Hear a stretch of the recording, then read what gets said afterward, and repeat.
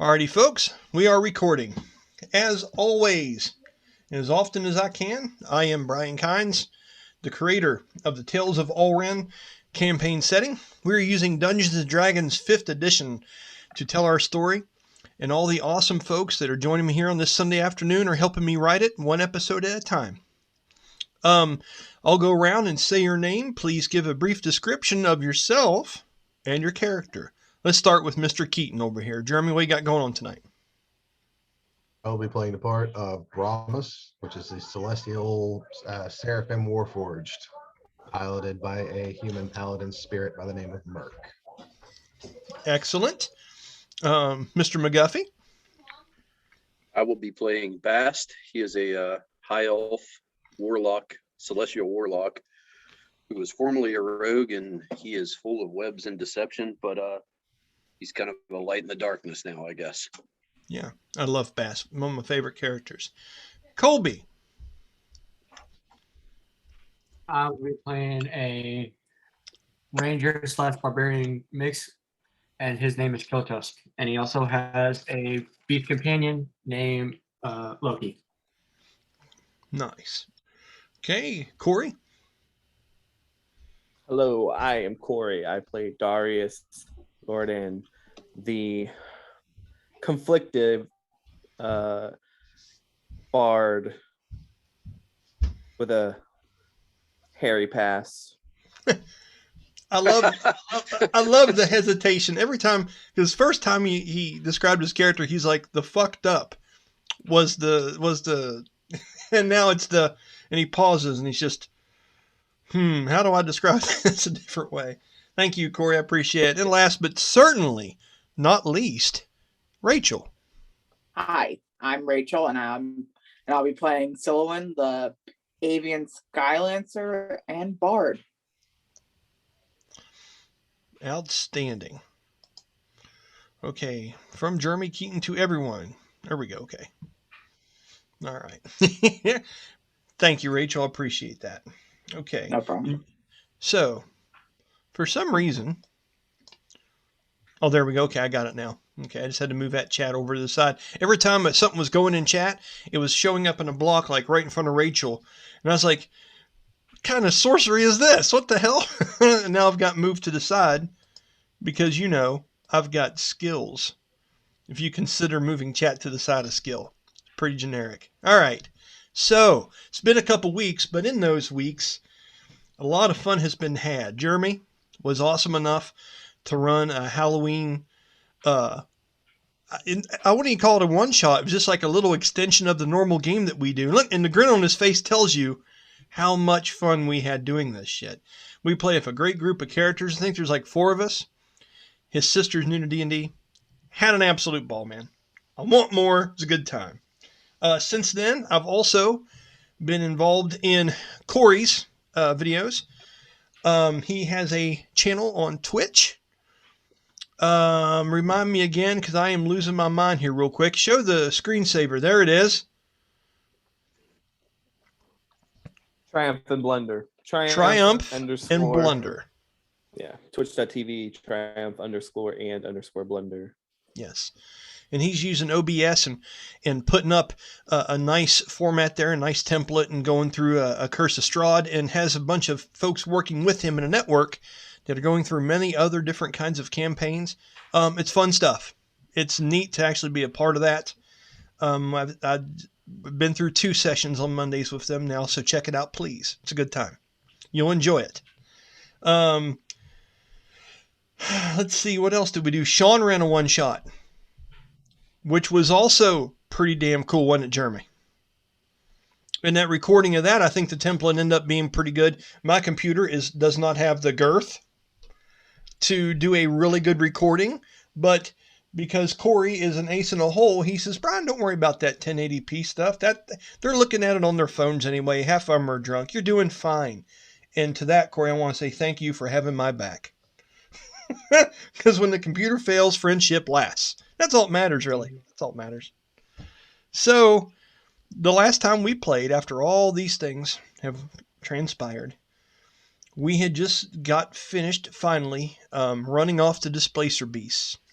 that had been preying upon and chasing down, almost Wild Kingdom style, this large dire boar with remnants of primitively made but profoundly deadly looking bone and tusk and scale armor. And they had ripped some of it off the back. It turns out that Colby's character, Killtusk, a native to these lands, is familiar with this large beast. We were able to stow them back, and now we are in the aftermath of that. People were trying to start to get themselves together. We were trying to get a short rest in, and then get up the next morning and try to get into the lands of Tenocian, which is the most northern island in this grouping of islands called the Crescent Cradle. This is the first one we were able to get an awesome sea landing on behalf of Dahan, Danny's character, landed us in there, and now we're finally have enough folks here. We're getting ready to venture out, possibly. Okay, so I think the very last thing we did was Rachel had just a moment where she was realizing that Silouan, her character, recognized this celestial griffon, which true name is what again, Danny? Aeros. Aeros, but it is known to the community as Steelbeak. And Steelbeak is actually perched on the ship now, correct, Danny? Is he still there? Yes. Yeah, he's seeking Valdara out. Okay. So the way we have it set up is like this. If there's no problem in this, is everybody pretty much back on the ship at this point? I think we're all back still on the island. Okay, you guys On are the still beach on the front. island. Okay. Yeah. So after the battle and things like that, we'll go ahead and go through everyone's conversations, and then I'll deal with Steelbeak and Valdara. Okay. So starting with Jeremy. Okay. With Brahmas, you're standing there in the aftermath of taking down these very feral version of displacer beasts. I think you did history check and you knew something about them, but it wasn't a shitload, if I'm not mistaken. You also have Killtusk, the native there. That remember Killtusk? He did some really interesting things during that battle to help out and kind of soothe the gap between you and your creature. You accidentally hit it with a fucking 20 and then rolled a natural 1 right after that to reconcile the differences. It was brutal. But with the help of Jeremy, Loki hasn't completely turned on you. Okay? I know you're like, 2 weeks, I thought I would not relive the pain, but here comes Brian bringing it up. You know, that was just some shit luck is what that was. With you two, I'll give you a chance, if you want it, to have an interaction talking about the things that just happened. And in that meantime, Danny, you're going to be next. I'll deal with Valdara and you. And then Silouan, I'll have you be after that. If there's anyone here you want to speak about, imagine what the battlefield looks like, and then we'll move forward with the story going on to Corey. Okay? So, if Jeremy and Colby, remember Colby, your outlook on Brahmas and what you've seen him do. He not only came in here and kicked some ass and threw down some smites and threw down some spells, but he also pacified this situation. And this looks like, as I believe we've depicted, maybe something very close to like godly-like statues or ruins that depict things that look kind of like him.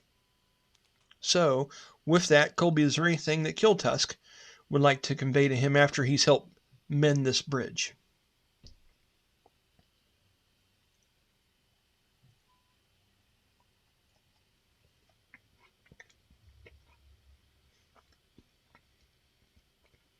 You are muted, my friend. Yeah, I went to tell him that, and I was muted. The treachery runs deep. Did like med the bridge with like me and Loki? Yep. Okay.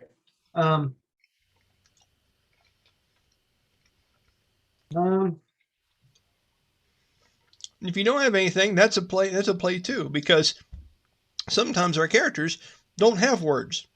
That's role playing as well. So if there's nothing that comes to mind, that's perfectly fine. I'm not putting anyone on the spot here. But if you have something, now's the time, bud. Do I have like I don't know, meat from like a previous hunt on me? I could probably give the Loki. I'm sorry, say that again. I couldn't quite understand you. Do I have like, I don't know, like food I could probably give the Loki from like a previous hunt or something? Yeah, I'll say you do. Roll me a 1d20, and we'll decide how good of stuff this is. 20's great. 1, you're trying to give him shit on a shingle. As Rachel smiles at that idea, just like, don't feed your animal that. What'd you get? 2. Oh my. So we're going to say that you find some of the membrane that held scales together. As you were peeling back the hide on something, you realize that you've been out here searching for these ruins for quite a while now, and your rations are short, but you have this tendon-like, this is the version, or the epitome, or sorry, the equivalent of like gizzards at a gas station. Okay, you've got a pocket full of gas station stale gizzards that you're going to go ahead and try to hand him. So with that, I would like for you to do an animal handling check at disadvantage.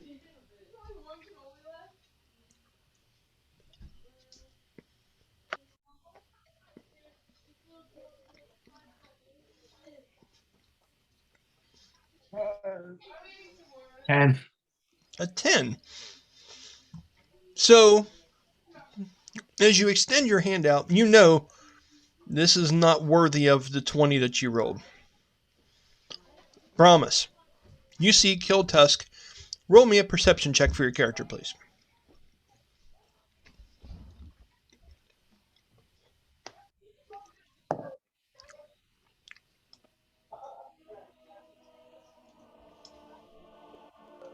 Be a 7. A 7. You see this native trying to mend the bridge, and he reaches down to his pocket and he pulls out what you believe would be something, must be one of this creature's favorite snacks. Issue is, Loki's not drinking the Kool-Aid, people. He is not, as normally he comes right to you and you have a bond with him, Killtusk.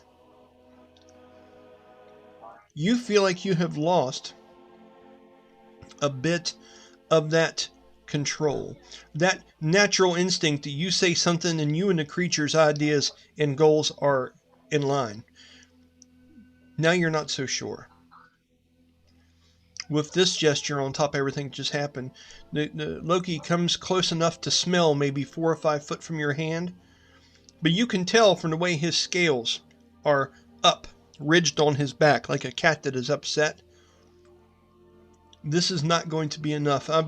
He is not leaving by any means, but he is not responding well to this. Brahmas, is there anything you do in this situation? You notice that the two seem to be off standish about each other. Killtusk is struggling. The creature is still kind of beside itself. What are you doing, boss? If anything. Would, because he's not super familiar with Loki by any means. Correct. But I would say Loki's at least a little bit comfortable with him for the fact that, he got up and cured his wounds, kind of patched him up a little bit. Do me a favor. Roll a charisma check with advantage. Tell me what you get.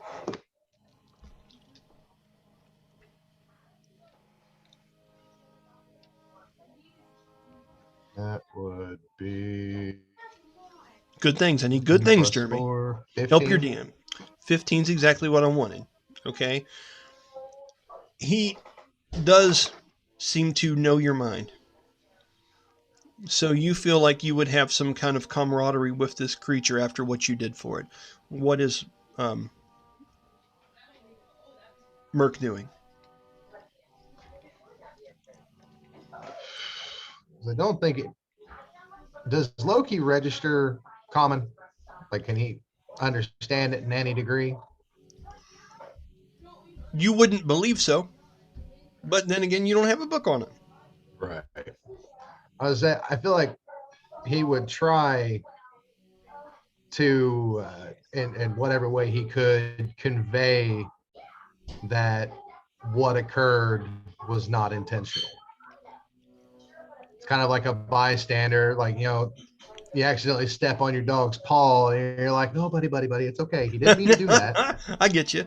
Roll me an animal handling with a 1d4 added because of your previous roll. Okay.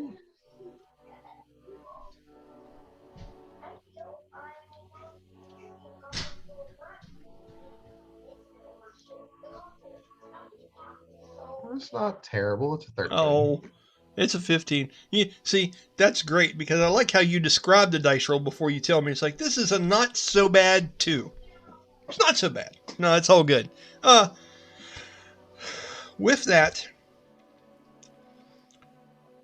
the creature turns from you, Killtusk, and works its way back over to Brahmas, this large construct. And the two seem to share a moment that makes you, it's akin to when you were first learning how to train creatures like this on your own, when you were young and still afraid of them to a degree. In your mind, him doing this, and I can't help but say this to your character, Colby, is these things that he's doing, these acts, are more and more defining the ancient gods. There are things that he's doing that are very, very similar to the stories and legends of these statuesque things that you've seen in the ruins that are all over this place. It's not like he was on every pedestal, but you can think of at least 3 instances where you saw something that was very similar to him.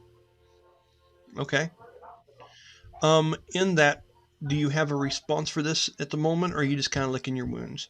As you see that Brahmas has seemed to soothe him a bit, whereas you were unable to. And you are muted, Colby, if you do have a response. I'll say Killtusk will start to sort of believe that this construct might be one of his gods. Okay. Make sure to take a note of that. Believing it. Okay. And keep that in mind at role-playing moving forward. Okay, boss? Awesome. Okay, moving from that. Let's go ahead and, Danny, I'm going to get to you last because of the mechanic between you and the ship. Let's go ahead and talk about Corey and Silwyn. Now, just because, hey, it works for me, I'm going to say you two are in proximity of one another. Okay? Now, can you all recall the last thing you did in battle so I can set the stage for you two to possibly have an interaction here? I remember that you went through an awesome thing where you were using your claw attacks like your flourish, and we had decided it was cool and good flavor to combine those two, and you'd went savage as fuck on this thing. That was close to the end of the conflict. Is that right, Corey? Yeah, I was going to say, I don't know if I would call it cool as much as fucked up. I tore that thing a new asshole. It was nice. And then ran towards the woods to collect myself. Okay, so let's play on that, okay? Just for some fun here. Silwyn, I would like for you to roll me a perception check, please. Perception, okay. Yeah, that's wisdom, and I don't know if you have proficiency in wisdom or not.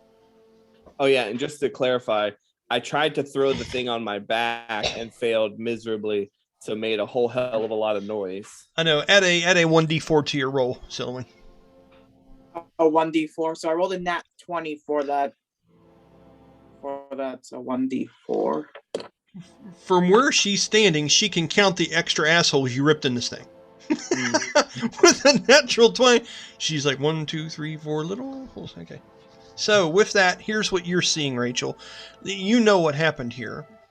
The picture is painted right before you. You see someone that you pulled out of this hole, and this actually works really well because you were the first one to reach out that hand.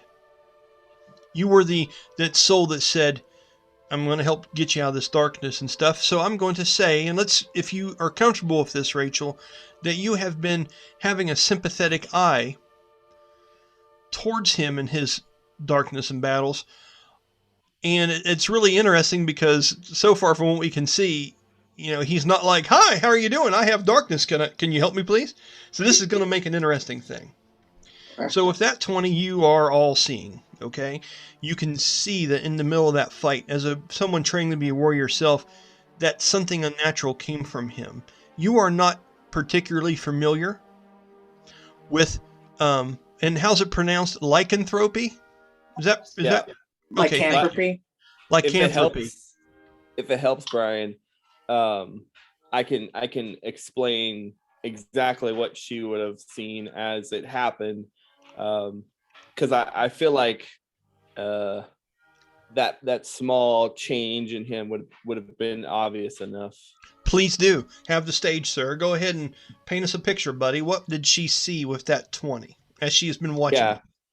So I would say that you watched as he was very performance oriented with his battle tactics up until the moment when he ran at the creature, and you actually watch as while he had been wielding his rapier, flourishing it about, he drops it on the ground, and his hands and his arms, like everything kind of got a little bit of a bulge to it, as if he had a really good pump going in the gym, and he just began to claw at this creature like a savage beast. Where you would expect someone to claw like that would not do anything, because I mean it's just someone's hands basically smacking something, but you would watch as the rips and tears would just be increasing on this creature, and then he would kind of turn back ever so slightly, and you would have seen on his face kind of this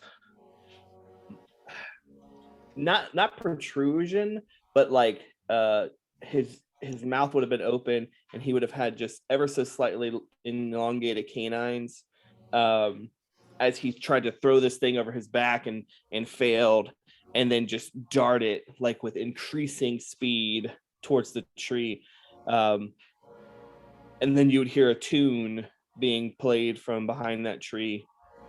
A very like chill, like lo-fi fucking tune, just very calming, before he would kind of stand up and come, like, show himself from behind the tree. Very, very normal. For the hell of it, please, Corey, roll me a performance check for that. When you were playing that tune, I'm curious. 11 plus performance, 23. Okay. So, and I want to tell you this also, Rachel, because you rolled so well. You heard him on the ship play a very awesome rendition. And for him to do a 23 when he's trying to battle whatever he's going through here, those hands that did that work, that made a meal of that thing, were still able to play this song beautifully. As a bard, that would really strike your curiosity. Because as a guitar player, I'm going to tell you right now, you can't play good guitar with long fingernails. It just doesn't work. So, how Dolly Parton does it, who the fuck knows? But the point being is that I just want to make a little note of that for you, to make it kind of obvious on the surface. Corey, is there anything else you wanted to add before I go to Rachel? No, he would basically just have walked from behind the tree and begin to scan to figure out where everyone's at to go their way. Okay. Silouan, you're on the stage, young lady. Okay. You just went through. Tell us the last battle maneuver that you can remember having in this, and then we'll say, if you can't, that's fine. We'll just say you kicked the shit out of something if that makes you happy. I honestly, I don't think she was in the last fight. I think she stayed below deck, if I remember correctly. And then you got up on the ship and did all those kind of things too. So let's say at this point for theatrics, you've came from the ship and you were seeing these displacer beasts lay about and things of that nature. I will say you and Valdara came over on the back of the griffon because she has been requested to join the battlefield. And Valdara gets onto the board and looks over the bird and looks over to you and gives you a wink and says, "Hop on. Let's go see how bad they messed things up." I know. Okay. I'm like, couldn't get any worse. Okay, so after that happens, we're going through and we're seeing this, that's when the scene with Corey happens. Okay. That's when you saw the conflict from the ship, but the playing, the walking off, the trying to hide whatever's beneath the surface there. I would like for Silhouette to also roll me a history check at disadvantage, please. Oh, disadvantage. Okay, Yes. cool. Is it though? Let's be Whatever honest. DM wants. 7. 6. Okay. As I suspected, you're not familiar with what would have exactly caused what you've seen, but you saw it. Make sense? Okay. Yeah. And the reason disadvantage is because you're not used to having that shit at the avian city. It's not a thing. Okay, no, that Okay. makes sense. I was just Okay, about to ask like why. Yeah, disadvantage. that's why I'm fucking your character over, is because she doesn't have that literature. It's just not in the works. Okay. So Sure. now, having said that, I will shut the hell up and give you your chance here. What would you like to do in light of what you've seen? What for do I like recognize like the tune that Darius was playing or no? Or With a 20 for the fun of it, because music's music. Corey, tell her the name of a song, buddy. Let's improv a little. What was it? No pressure. It was Eye of the Tiger. no, it's like the end of the world as you know it by REM. Yeah. No, I would think it would be something along the lines of it's called Let a Sleeping Beast Lie. Oh, fucking sweet. You brilliant bastard. I like it. Silhouette, you heard Roland the Magnificent playing this song back in the city of New Gemdar. Okay. Do you recall who that is? Yes, I do. Awesome. And it's a very familiar tune. It's very interesting that they share a knowledge of this same tune. There you go. That's what a 20 will do. Okay. So, There. am I still on the back of the griffin by now with Valdara? Well, how do you want it? We'll say you've went ahead and Okay. dismounted, and you're going around looking at dead displacer beasts, and you're seeing small little conversations break out, and now it's your turn. Or is there something else you'd like to do there? It's your call, man. It's kind of empty template. We're just trying to create a little bit of role play and just have fun with it. Explore the space. Okay. Yeah, I'll go explore, see what is out there. Okay. So, is there anything particularly that you would like to do that pertains to Corey's character after you've seen this go on? Yeah. And then I'll give you a chance to do more if you'd like. I'm gonna sort of like grab onto like my lance, not like I'm gonna attack him, but like seeing that I've seen this and I don't really know much about Darius, I'm gonna be hesitant to like be like, hey friend. Yeah. Be like, I just sort of like cautiously ask him, are you okay? And I sort of like try to like wave him down. Okay, so you're heading in the direction. How far are you from him when you have your lance in hand and you're asking him this? How far away, how close you want to get to him?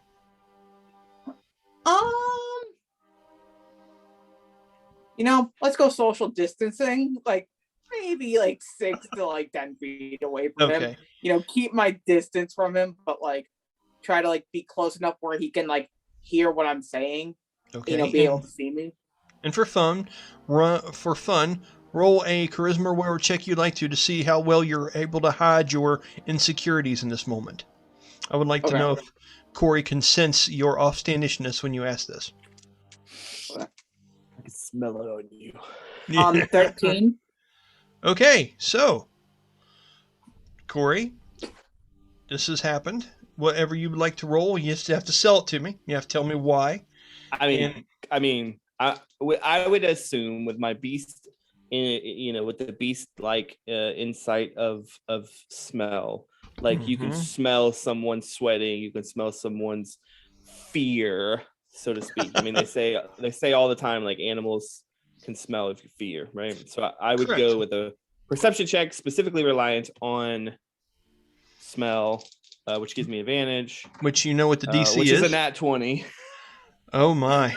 I had a 7 on the other one, so luckily it's an advantage. Her large eyes, these large avian eyes, which you are not very familiar with looking at, there is concern on her face as she walks up to you to see if you're okay. But it's almost like if you saw a kid walking in the dark holding on to a stick, getting ready to ward off something it does maybe can't see coming. I would say it's akin to something like that. Is that fair, Rachel? Yeah, no, that would make sense for her. Okay. And you see that despite these deep fears to a degree, or concerns, I don't want to say she's a scaredy cat because she's not. She is saying this to you against her better judgment. So, I obviously seeing that, I would kind of look down at my clothes and see just this mass of blood and guts, and I would just cast prestidigitation to get rid of it.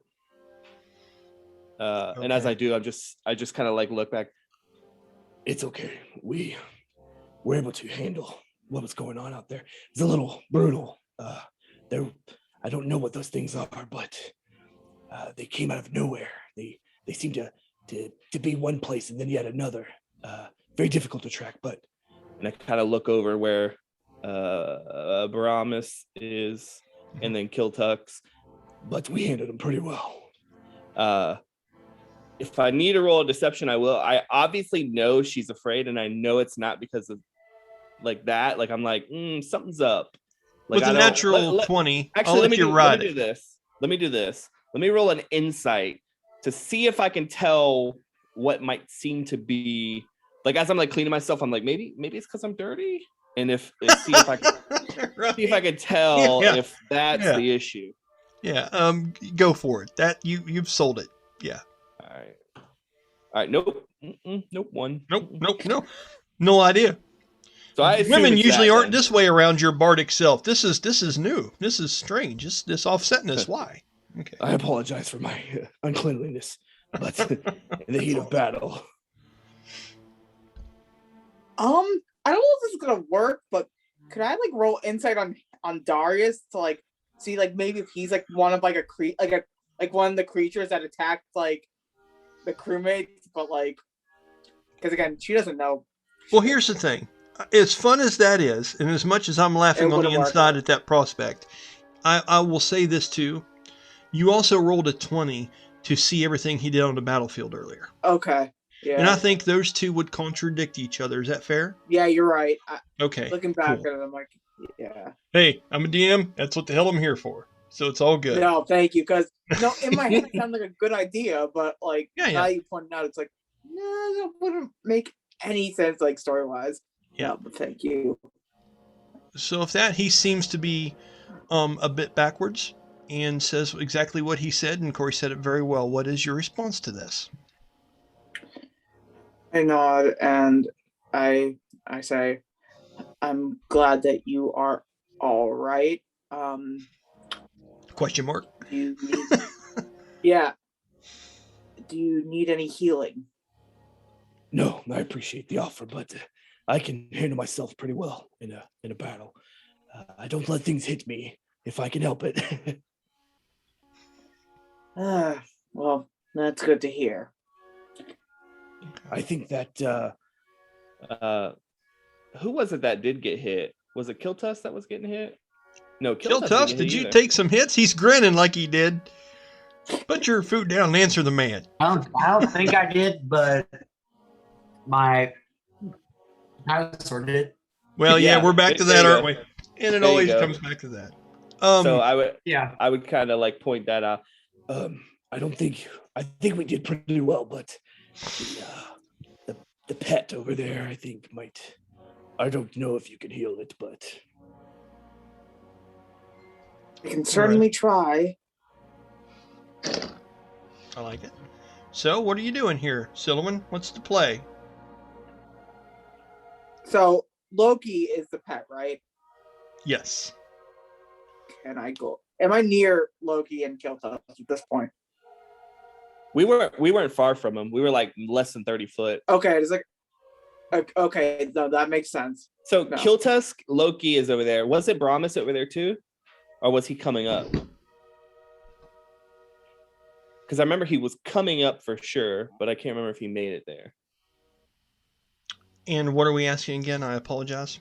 Basically, trying to figure out what players are in the vicinity of, because Darius would walk with Solwyn as going over to Killtusk, and I think the only other player character would be Brahmas that would be in that vicinity. I think so too, because I think it's only Valdara. Brahmas. Go ahead, Colby. Go ahead. I think it's only Brahmas because like that was like the only like people that I have interacted with. Like, and Valdara and Bastille have kind of walked off and are inspecting the bodies of these displacer beasts in their own little private chat room, if you will. And we'll get to that next, Danny. Okay? Because basically the reason I'm asking is if Brahmas was coming that way, I would Darius would kind of like flag him, down to basically bring him over and be like, "Are you okay? Have you taken any wounds?" Jeremy, you're up. I missed that. What was it he asked? He was asking if you any wounds and asked if you're okay. He motioned for you to come over to him. Gotcha. I'm fine. Seems things worked out a little better than one could have hoped here, except for, and then he nods his head to Killtusk and Loki. Seems an accidental strike on the field. Well, if it wasn't for Killtusk here, we would have never known this was going on. He seemed to have been alerted. I was fortunate to be able to follow him out, and I kind of look at his bow funny, has a way with the wind like I do. No shit, right? Yeah. Killtusk has proven himself to be a very valuable ally in just the short time that we've seen him here. I can agree. Okay. I'm just curious, Jeremy, can you describe your demeanor as you're speaking these things? Do you seem to be extraordinarily humble? Are you seeming to be a little bit distant? Where is your mind at right now? Oh, are you asking me? I'm sorry. No, I was asking Jeremy about Brahmas. Oh, sorry. You're okay. Oh, You're okay. okay. It's fine. He is. I'd say that he's still a little bit taken aback by what's occurred on the inside. Yeah, you sound like that. That's why I just wanted to get clarification on that. You sound like you're answering, but you're kind of you've got baggage right now. Yeah, he's got what happened in the forefront, but he's got a little bit of what went on the inside right there behind it. Okay, So Corey, your character's picking up on between the two of them. And you get the sense that while Brahmas is as confident as he normally is, that there's definitely something else kind of rolling around in there. Cool. I just wanted to make sure to bring that to the surface and lay it out. Thank you, Jeremy. I appreciate that. Okay. With that, if you guys don't mind, Corey, did you have some more for Brahmas? Did you want to approach the creature and try to heal it, and if not, I'm going to move on to Danny and Valdara, but it's your call. Is there anything else here? Yeah, I wanted to go over to the creature and try to at least see if it's calm enough for me to not tame it, but communicate with it. Okay. Well, just for the hell of it, and what were you going to say there, Corey? You as well, possibly? Well, no. So I basically was walking over with Solwyn just to kind of be there if needed, because I don't know how trained this thing is or whatever, just to be prepared to stop it if it were to try to attack, type of thought process.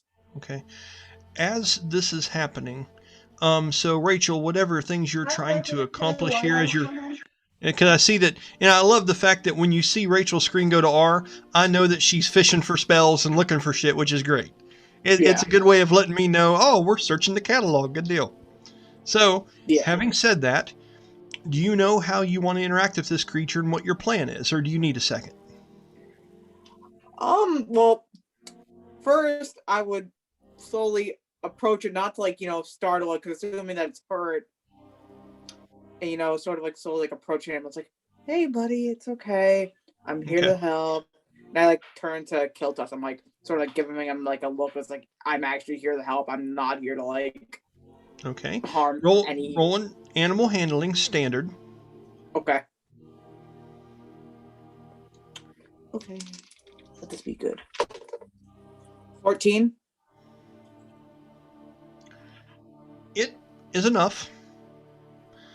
You don't, when you get close and you see the large yellow eye of this creature, and you see the scars across its face and scales, and you can see that every once in a while its lip will move and ripple a little bit like a sheet in the wind, and you will see these long razor sharp teeth that are clenched together still. It's almost like when you approached Corey's character a minute ago, when you approached Darius. You're good with it. In your soul, you are a good person. Silouan, backstory proves that not only is she a good person, a good soul, and is spiritual, but she's also trying to find a toughness within herself. And when you're doing this, there is a bit of fear there. This is a meat-eating creature. But you feel confident enough in your stuff that you could perform what you need to here. You feel like you're petting what would normally be a vicious animal, and you're pulling it off, but there's that ease there. There's that unease there, okay? Is that fair? Yeah, that makes sense. Okay. And what is it you would like to do? Now that you are in proximity, so to say. Do you have a particular spell or a gesture or anything you're going to try to do? I do have healing word. Fuck yes, you do. Give it a whirl. Tell me what that does, please, briefly. Briefly, let me look it up. You're okay. If you know the dice, just whatever you think. Healing word. When you cast a spell using a spell of second level or higher, the healing increases by 1d4. So I guess what level? Go ahead. I think I'm gonna cast it at level 2. Okay. Go ahead and roll those dice for me. Okay. So roll a d20. Sorry. I need to roll a d20 or you do? I think I do. Yeah, you do. Mm-hmm. Wait, Okay. no, not for healing word. You just roll you just heal. You just roll. I just heal. Yeah. Yeah, I was gonna say there's nothing about rolling dice. Yeah, no. Well, oh wait, I think she's saying because you know how you do your special thing where if you roll extra high, you do extra things. And that's what I picked up on automatically. Good call. So the reason why I wouldn't do it in this instance is because the potency of the spell is already gauged in the healing dice. Okay, no, that makes sense. I just wanted to make sure. I wasn't. Okay. It's been a while since I've used healing word, and the last time I used it, it was for a one shot, and that turned out chaotic. Right on. Anything will help here. Just 1d4 plus your spell casting ability modifier. Okay. Go ahead and roll it. What'd you get? 1d4. Let me. Danny is thinking so hard he's going to rub his beard off. He is just, I am plotting, sir. I am plotting. I like it.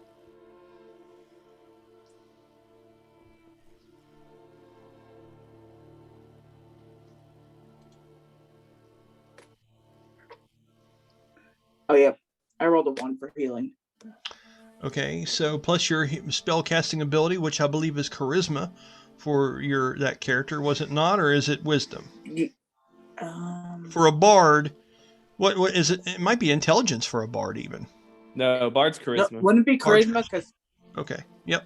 So 1 plus 4 points of healing to the creature. Okay, awesome. Colby, take a mental note of that it is healed back for, we said 4. 3 plus 1 is 4. That Loki is healed back for that amount. With that, you see the creature's eyelids descend slightly as if it has been relaxed and has a bit of rest to it. It's very emotional, the eyebrows of this creature. Whereas, to see it in battle as you rolled that 20 to witness what was going on, this reptilian-like creature seemed to be very cold, sinister, and a predator. In this moment, you see that the emotion in this creature is all about the eyebrows. It's all about the expression up close. And I'm going to say that you witness that now. Okay? So take a mental note of that. You're able to kind of sense these things just for some flavor. Okay? Okay. With that reaction, Colby, you hear heavy steps in what sounds like muddy and grass-ridden terrain coming up beside you. That seem to be slow and passive.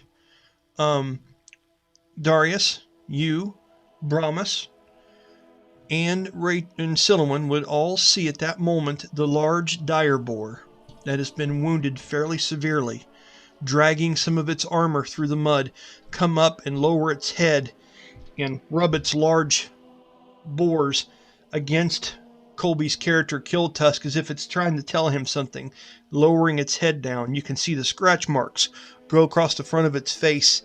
For such a large animal, it is being extraordinarily is empathetic, the word here.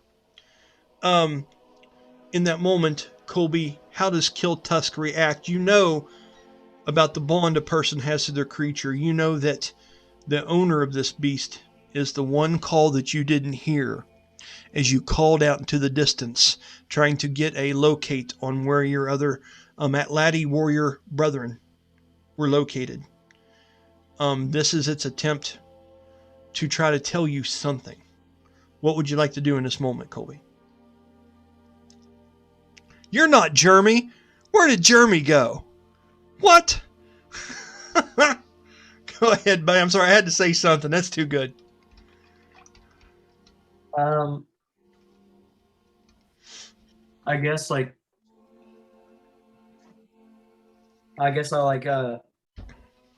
turn to the creature.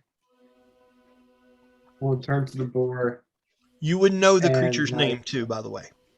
Yeah, I'll turn the Rowdy. And probably do I have am I able to kind of repair his armor so it's not dragging anymore?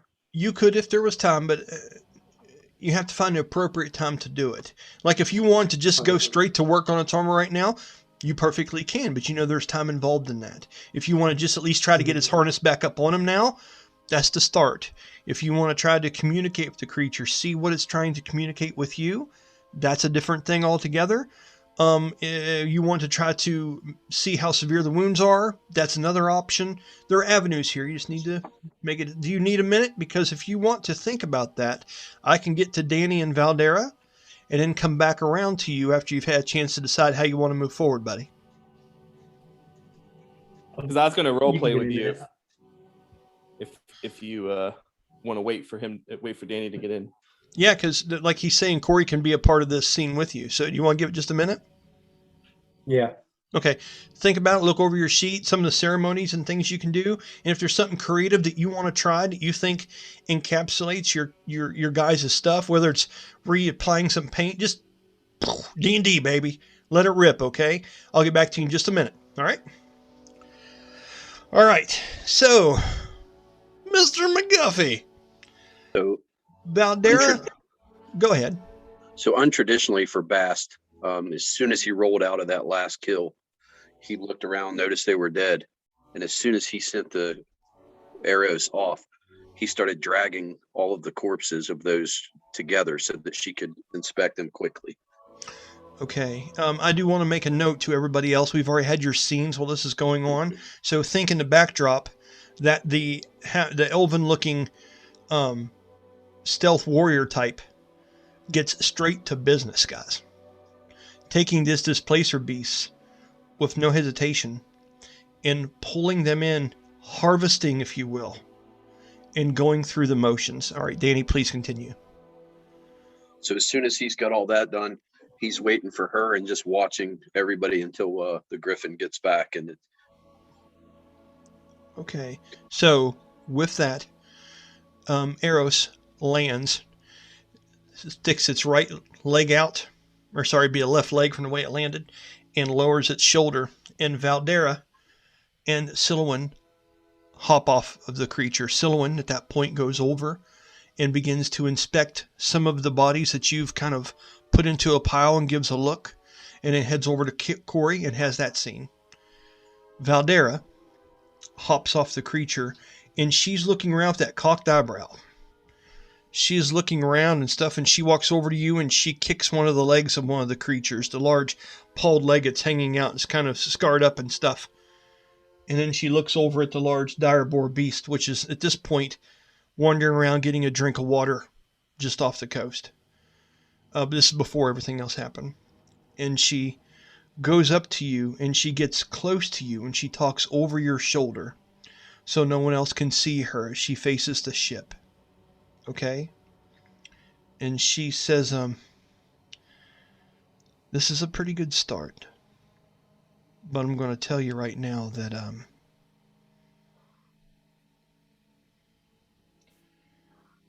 I just hope the ones that are with us can handle this fast.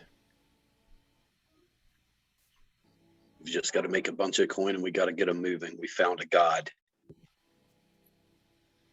She looks over and she sees the interaction with him, Brahmas, and the creature, and trying to mend these bridges and things of that nature.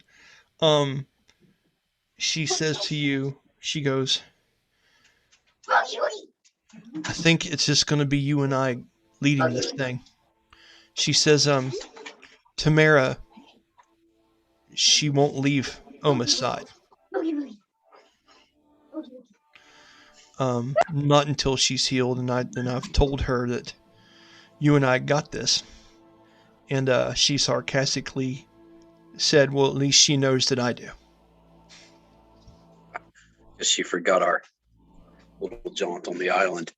I don't think she forgets much, Bastille. I think she's just Tamara, and that's just how she is. I get it.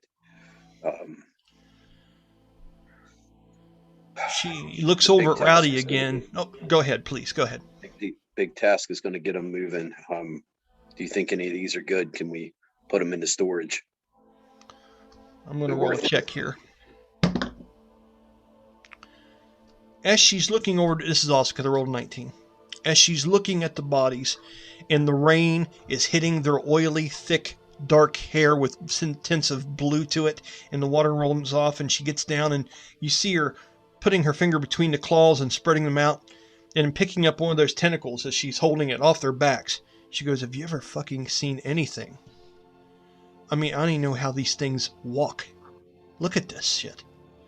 And she's holding up that tentacle, and as she does, a little nervous twitch does a thing, and the almost like octopus-like talons come out of the suction cups on that tentacle head for just a minute and contract, and she is stone cold. She doesn't even flinch.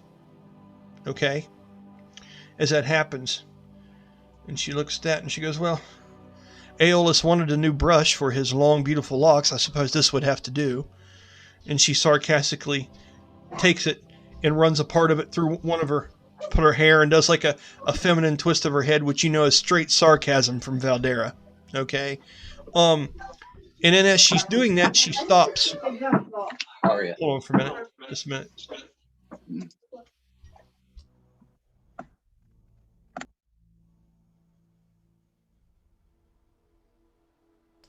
All right. I had to give my kids the no yelling talk just now. So for all the I had to do the no basketball practice in the house talk. I get it. So in that moment, I just did the no running through the house talk. no, I jumped. I spooked your kid. Your kid was in there earlier. And this Jeremy. episode will be titled "Dads of D&D." Dads of D&D, Triple D. So on when she's looking out the creature, something I want to role play here, which is the 19. She goes and she kind of drops that thing. And she looks over at the dire boar. And she's studying it for a minute. And you know the look on Valdara's face when she's studying shit like this. She has like 6 skill points spent in just analyzing these kind of creatures and doing this kind of thing. And she goes, have you got a close look at that large boar over there yet? Seems friendly. It's got armor on it. I'm guessing it's another. If somebody had to ride it, you don't armor something up if you're not going to ride it. She goes, what makes a mark like this on a creature? And when she drops that tentacle and you look down on the back of that displacer beast, there is a slash of what looks like 2 claws have went down this thing. And I'm going to say they went down every bit of 4 to 4.5 foot of the longevity of its back, the right tentacle is gone. This one only had one initially. These are old scars.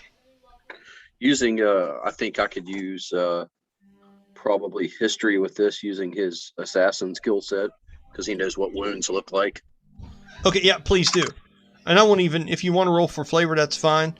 But this is very apparently a very 15. old. Okay, 15's great.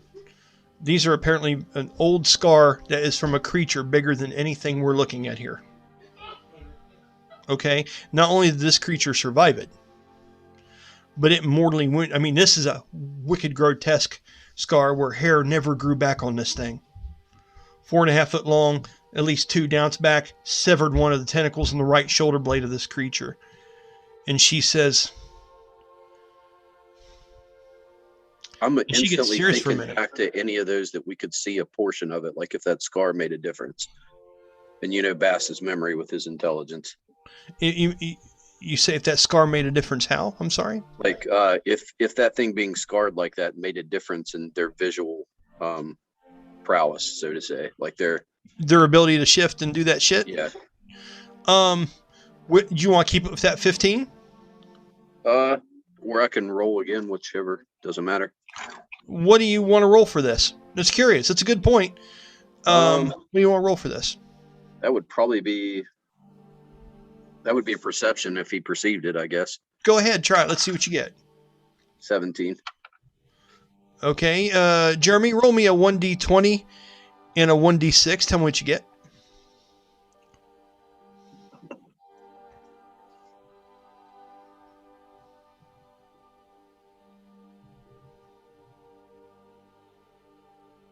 $13. You do remember. And it did affect it to a degree.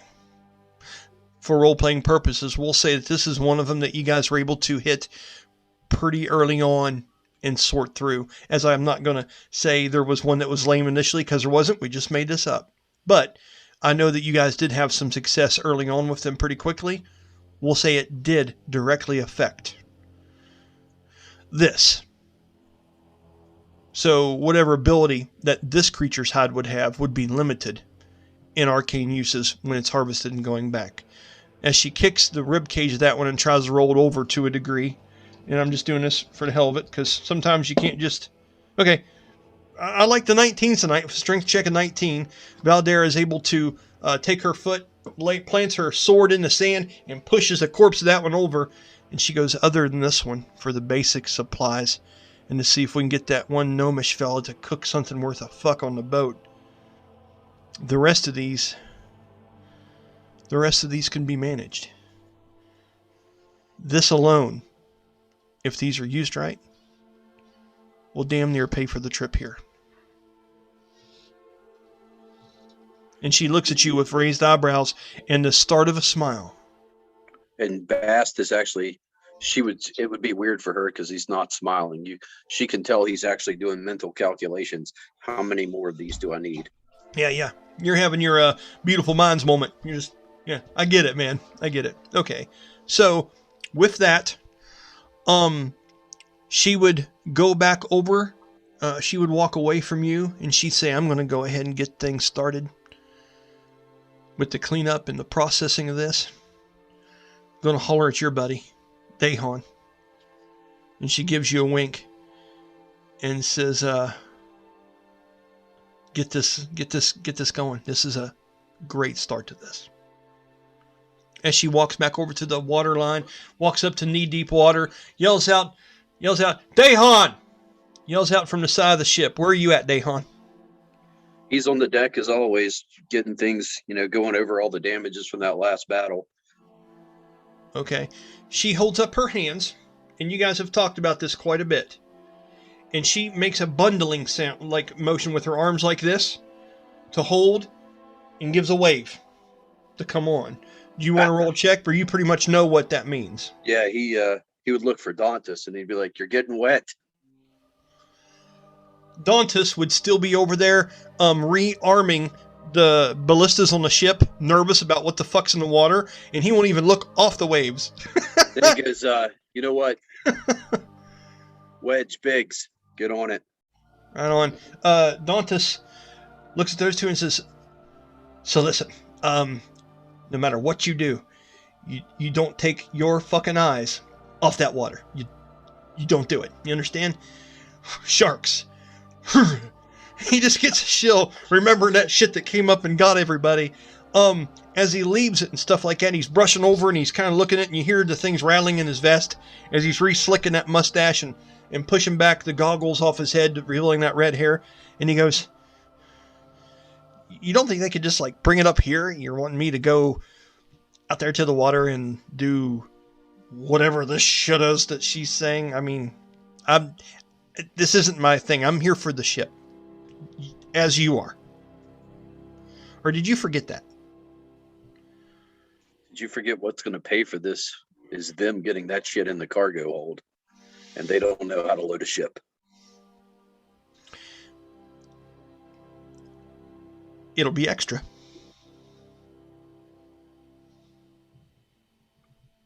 I'll let Aeolus know you'd like to bargain for more. There we fucking go. It's always got to be about that. Then that's fine. Okay, so, fine. I don't know if you realize my legs are kind of short, and he ticks his foot up in kind of a sarcastic heel move that would mock his race. When you get back to New Gimdar, I'll accompany you for another card game. He chills a bit and looks at you. He rolls up the white tattered sleeves like that. He cracks his neck and he gets out what looks like a pair of shoeing pliers. If you're not country and you don't know what shoeing pliers are, they're used to pull the nails out of horses' hooves. He gets a pair of those and he pulls out what looks like a damn a Rambo knife, but a bigger version of it that's got the saw back for the bone and the blade for the, if you were my age and you watched Rambo, you fucking had at least 4 of these knobs with the compass and the handle laying around. And he grabs that and he goes, "Let's go ahead and get fucking started then. I hate washing my clothes in salt water, Dahan. Fucking salt water. It eats it alive. Whatever." And he goes marching over to the side of the ship and he puts his boot up on the side and he goes, "Well, assholes." He goes, "Let's "Hey, get the ship going. I can't just jump in." Hey, Roselia's eye, dumbass."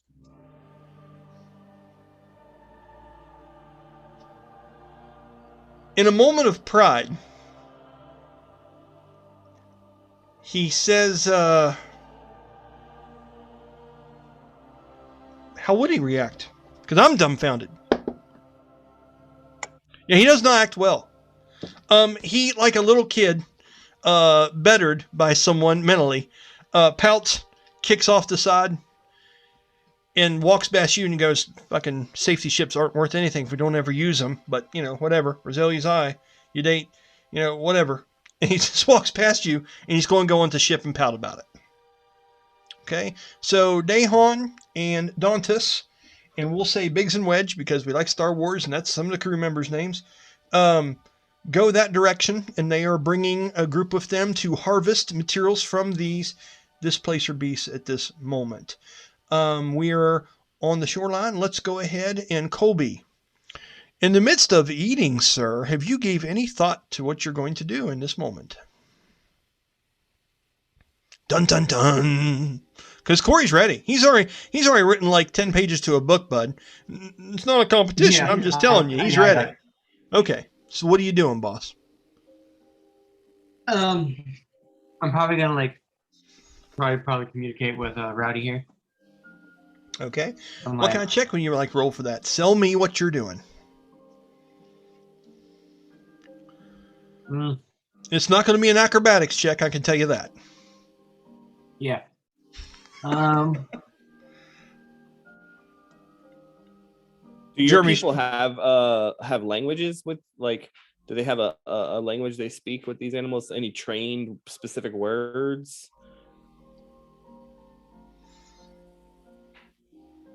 Be creative. What do you think, Colby? It's a good question.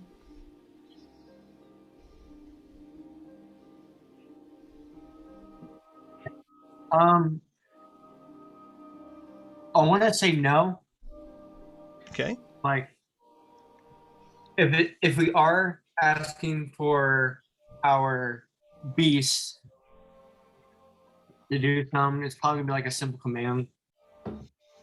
Okay. So there are of some what we- basic straight commands and stuff, and you can do some basic things like you see people do for a horse, or people giving out dog commands. They understand the sound of words, but they don't understand language. They get ideas based on sounds that you make. You have that, okay? So as you are trying to communicate with the creature, we're going to have you do a roll of animal handling, or if something else, if you can deem it worthy. And I want to know what you're trying to convey. Yeah, probably animal handling. Okay. And what would you like to convey to the creature? It seems to be trying to, well, it depends on your check. Let's see. Go ahead. First off, you do your animal handling. Tell me how that is. Then I'm going to have you do perception to see if you can get the gist of what he's trying to tell you. 26. On the animal handling? No shit. Wow. Okay. And then do your perception check, please, with advantage, because this is up your alley with creatures that are trained, and you're familiar with Rowdy. 24. Both over 20. Nice. In the clutch helps me with telling the story, bud. And like I say, Darius, you're there witnessing this whole encounter with that thing rubbing up against him because you're getting ready to have some role play with him. Interject whenever you want to here, bud, okay? You see him, the large creature comes over, starts nudging him, moving around. As you inspect him, you can see something hanging on the creature's back, as if when it left in a hurry, it got caught in something that you are somewhat familiar with and has drug it here with it, and hanging in the mud and broken in pieces. And the reason why you notice this a little bit is because not part of the typical armor of this creature. You see a string, a ripped off section of what would be 4 to 5 lanterns made by Atlati people. Like almost like tiki lights that go around like lake houses and shit like that. It kind of looks like that kind of thing. These are made, they are broken. The wicks have been rained on quite a bit, but you see ash on them with an over 20. There's only a few places Rowdy could have been where that would have happened. And if he left that abruptly to catch these lanterns on him, to be attacked by displacer beasts, you have a good idea of the closest place that could be. And as he's rubbing that to you, that lantern bundle seems to swing and slap the side of it. Okay? So, you know that there are different places and houses and huts that the Atlati people have built throughout this region. Like, you could almost call them like hunting lodges. Okay? These are the places that you guys have made above ground. This is long since the ages when the ruins were made that we discussed earlier. This is modern stuff. These are like Mesoamerican, Aztec like hunting lodges that have all your supplies, things like that, safe places for you guys. And he has came directly, what it seems to be, from one of those. Or else he wouldn't have this on him like this. Okay, with animal handling, with that high, what are you trying to convey now that you've rolled perception? You see that. Now what are you saying? Make it simple, because it's an idea here. It's not like, hey, I was wondering if you want to play chess, and if you do, what does the rook do? That you know. Let's keep it real, damn it. Interject anytime you want to, Corey. I'll probably try to convey to Rowdy is probably where is Shakoma at, and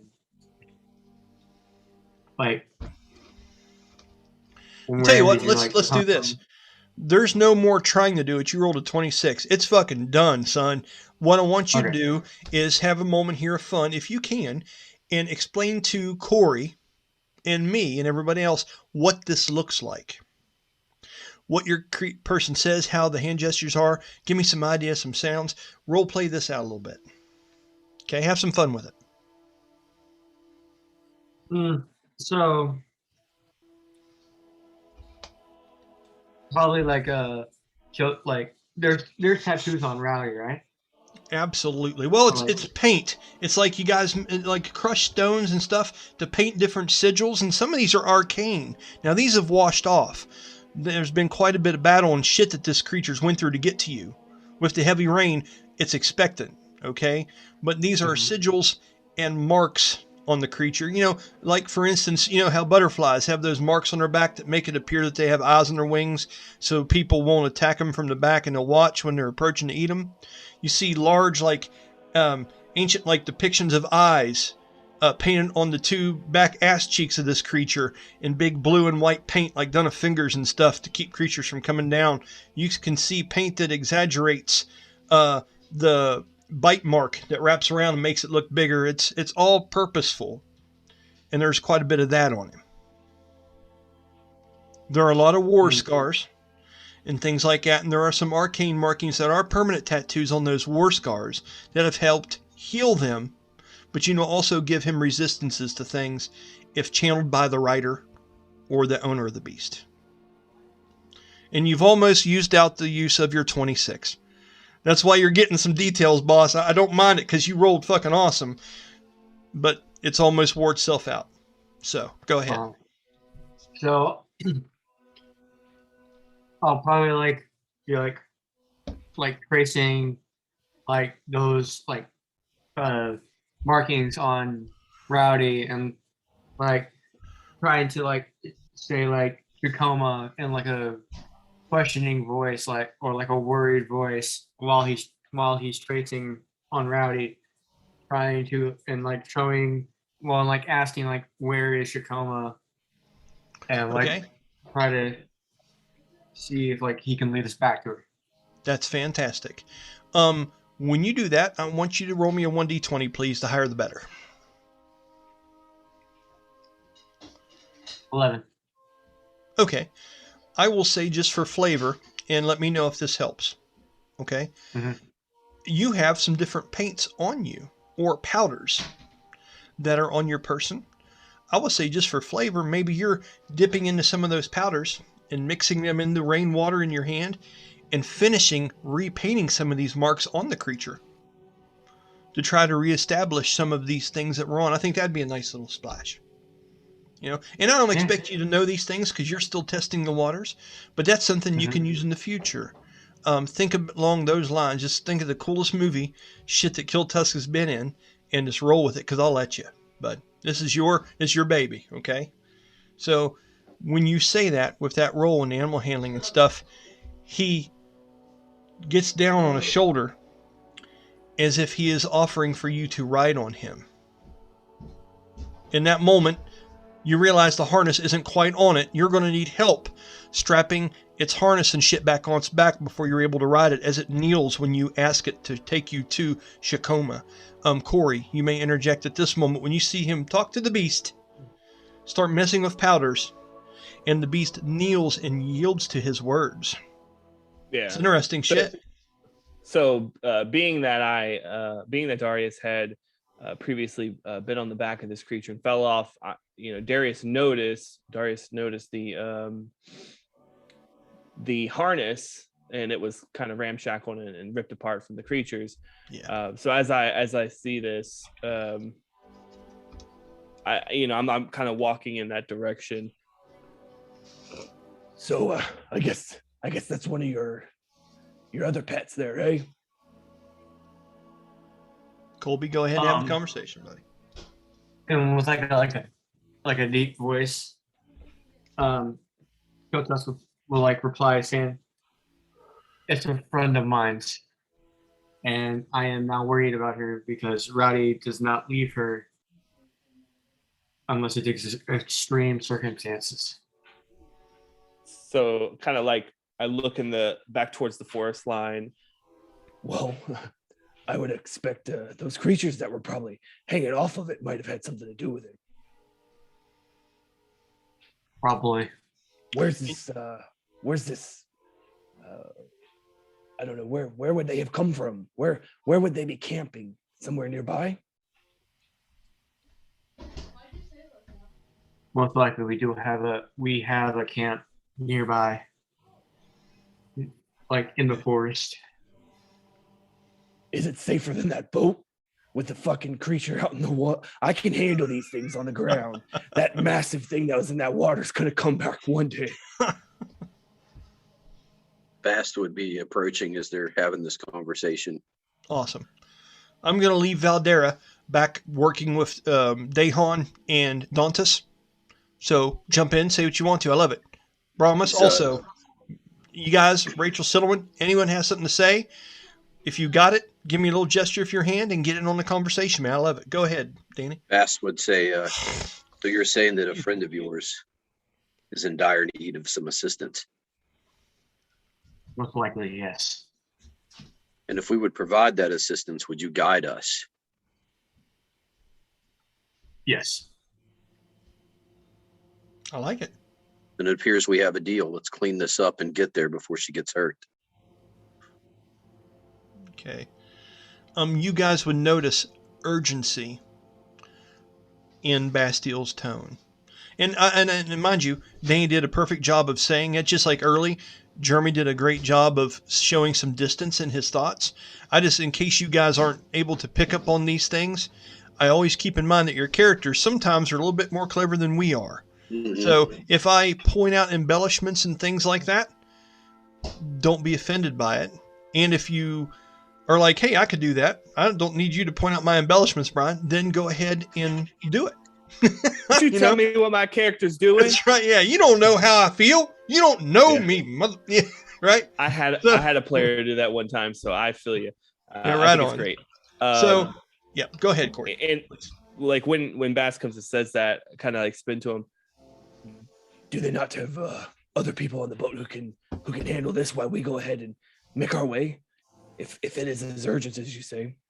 Absolutely, that's being dealt with. We'll gather Valdara. We'll watch from the sky. You guys take it from the air, from the ground. You hear a voice. It's like, I'm not fruit. You don't gather me, Bastille. As she's picking up stuff from the background, Dantus starts mumbling some kind of cuss words in Dwarvish because he knows you're throwing him under the bus. Go ahead. He makes a half comment about something about the sweetest fruit is sometimes bitter has a bitter rind or something like that. Choke on my fucking peel, Bastille. Are there by chance any land mounts on the boat that we're brought with that we can use to go faster? Oh no, Dahan, are there? I would not think so because we got some tauntauns. Yeah, they're double.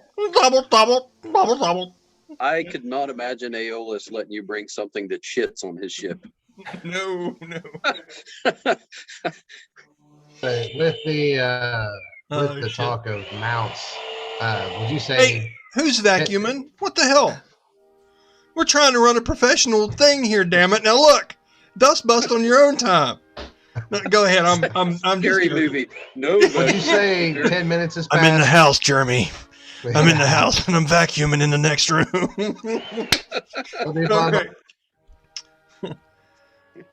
I'm done. I love it, dude. Oh goodness, go ahead, boss. I'm just fucking with you. Have fun. She's trying to run it in spurts so it doesn't bother me. No, it's gonna drive by vacuuming. Yeah, I get it. So would you think 10 minutes has gone by for him to have cast the spell? Absolutely. You know why? Because sometimes I'm the DM, and like Rachel said, it just goes that way, doesn't it? 10 minutes? Fuck, it's been 10 and a half, sir. So as the mention of land mounts, you see Brahmas kind of standing over to the side, and he's got his hands together, and you see kind of you see his eyes kind of flashing a little bit, and as he's standing there, you see what looks like a fog cloud in front of him starting to form and thicken. And as that cloud gets thick enough to where you can't see through it anymore, out steps a steel construct warhorse, and the face it looks like hollow metal with fire on the inside of it, so it looks like a lantern. and it's all steel joints, and it's just this huge war horse, something that you would expect Brahmas in all of his size to be able to ride. Dude, that's beautiful. Just for reference, and I want to get right back into it because that's an awesome moment. Jeremy's messaging me shit like 45 minutes ago about this. Wasn't it nice how that just kind of walked right into your lap, dude? It's like, hey, do we got land animals on this? Well, did you say land animal? That's awesome, dude. I'm talking about. That's awesome. Jeremy, if you would please, because I know you've got that picture there, share that on the group chat or on the Facebook thing so everybody can see what you're talking about if you're comfortable doing that. So this thing is just big enough for him to ride then, right? Yeah, it's a massive war horse. Yeah. You could expect Brahmas is pretty big, and a normal war horse can only carry like 540 pounds. Mm-hmm. I'm pretty sure Brahmas, being steel and stone, is probably a little bit more than 540 pounds. So like you kind of pop this out of your butt crack, and he shit out a horse, folks. Nice, yeah. Like Darius just kind of goes, well, I guess one of us have a ride. Assomancy. I like it. Okay, so yeah. That says, why don't you just pull yourself out of a shadow?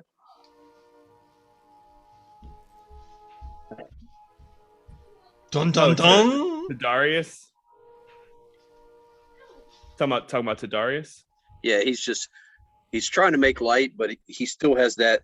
It almost seems like a half-hearted quip, like he's trying to be friendly, but he's almost like it definitely seems like he means it, in a friendly manner, but it seems like that's like a sub level, like there's so much going on that just popped off without him thinking. So let's do this. Roll me a charisma check for hell of it, Danny, and we'll see how you sound. Think about this as a sarcasm check, if ever such a thing existed. 21 with bonuses. So you're able to mold this as you wish with a 21. So you're describing what you said just as you just did. Congratulations, sir. Thoughts, questions, comments, concerns, Darius? Yeah, I mean, he would just kind of like pause for a second, kind of like, did he just crack a joke at me? And he'd just be like, well, I can only do that once with the help of Solowain, apparently, and I do not wish to go back there. Okay. And is that an equally sarcastic answer back, or was that in earnest? No, that's 100% a deception. Because he wants to 100% go back there. Right. Oh, that's a valid point. Roll your deception check, please. I love how we're rolling more dice and just talking than we did in the last battle. And I love that because that's what's great about 5e. Go ahead, bud. That'd be a 24. Ooh, Danny, he's got secrets. What am I rolling with against that? Perception, Insight. I guess? Insight. Okay, that would be a 22. You got me. You have sank my battleship. Okay. I told them we already got one. What was that? I said that we already got one. Do what, Rachel? I'm sorry. Wait, was that supposed to be a French accent? My initial one was talking about the Grim Reaper from Bill and Ted 2. Oh, okay. And then Danny took it to the outrageous Fraxacenta. Yes, Danny took it there on the second one. Yeah. From Monty Python. Okay. I made my kids watch that. They didn't last long. I bet. It's a special kind of humor. So awesome. He says that in his own personal way. You derive that exactly how Corey wants you to. He sells the Kool-Aid to you just the way you were selling it to him. Okay, yeah, nice little exchange there. Simply put, he kind of said it and realized he said it, and but it sounded. He stopped for a second because it kind of sounded true to him as well, even though he knew he was lying to himself. But Darius looked quickly back at Killtusk. Well, actually, he says that a dark kind of look would pass over Bast's face. He'd be thinking about that spell he attempted and getting ripped into alternate time for a second and being like, I can understand that. True. Do you remember that, Corey, when he went through that the first day? I think you played. Did he see that, Danny? I don't think so. No, No, okay. because he got pulled out after all the battle. Okay, so out of character, metagaming here, Danny can do chronomancy to a degree. And you just missed it by moments. Mhm. But he's still experimenting with it. It didn't go real good for him before you showed up. But you're telling the rest of us how to game. That's what you're referencing in your mind. Thank you for that, Day. That's killer. What were you saying to Killtusk? I apologize. Yeah. I would just kind of turn back towards Killtusk, with the back and forth quip between him and I, and then also seeing that Brahmas can jump on his horse and ride, and assuming that Silouan could probably fly, kind of looks at Killtusk. Well, I guess it's going to be you and I on foot. Well, unless you ride that thing, and points at your Loki. Okay, let's talk about Loki for a minute. Actually, the thing he's getting on is Rowdy, the large dire boar. So let's talk about. Rowdy. You're okay. So let's talk about Loki for a minute. Okay, as you do, and you're getting on the large war beast. Okay, Colby. You weren't getting on yet because you still couldn't get on perfectly because the harness and shit still wasn't adjusted. Yeah, you said I still need like time and like help to do the saddle. You would feel, as you were looking at it, you would start to see it slide up on the back as if somebody from the other side were tugging on this thing. And you would see that Valdara has came along the other side and looks to you underneath the legs of the creature from the back like this, looking underneath up at you, and says to you in almost, and I gotta be honest, because Valdara's etiquette is not the fucking best here. So she tries to say something, and she speaks loud and slow and sarcastically, so you will get her comment. Unfortunately, and that's because she doesn't know. Okay?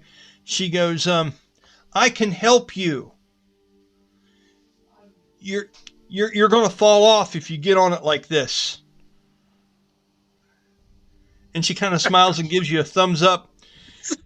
It's like What a do white you do? lady ordering Chinese food. No, it's terrible. But yeah, right. So what is your reaction to this?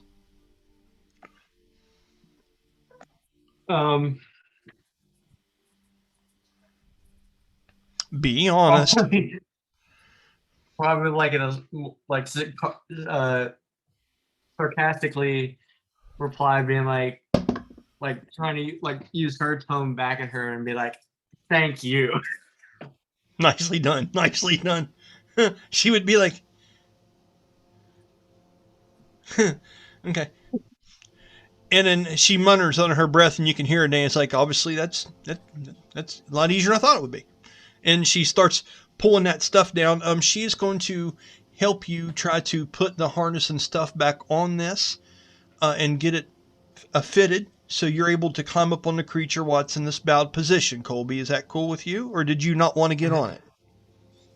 Totally your call. Well, is Loki like that depends on your answer. That's why I'm asking you first. Haha.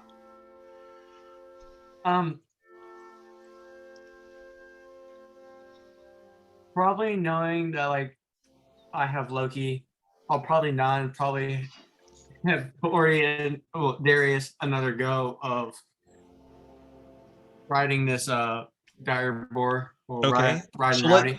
So that helps me. So let's do this. Okay. As she's pulling you on, I'd like for you to do you can tell me you can either do an athletics or a acrobatics or whatever you want to do to be able to pull this stuff up. You can make it dexterity for your character. Whatever you want to do to be able to get this thing properly harnessed in again as it should be while you guys are standing there. And by the way, the rain, Jeremy, roll me a 1d20. 20, it is fucking storming. A 1, it is just like a fine dew. 18. What is it? 18. It's wet outside, people. Storm's rolling back in.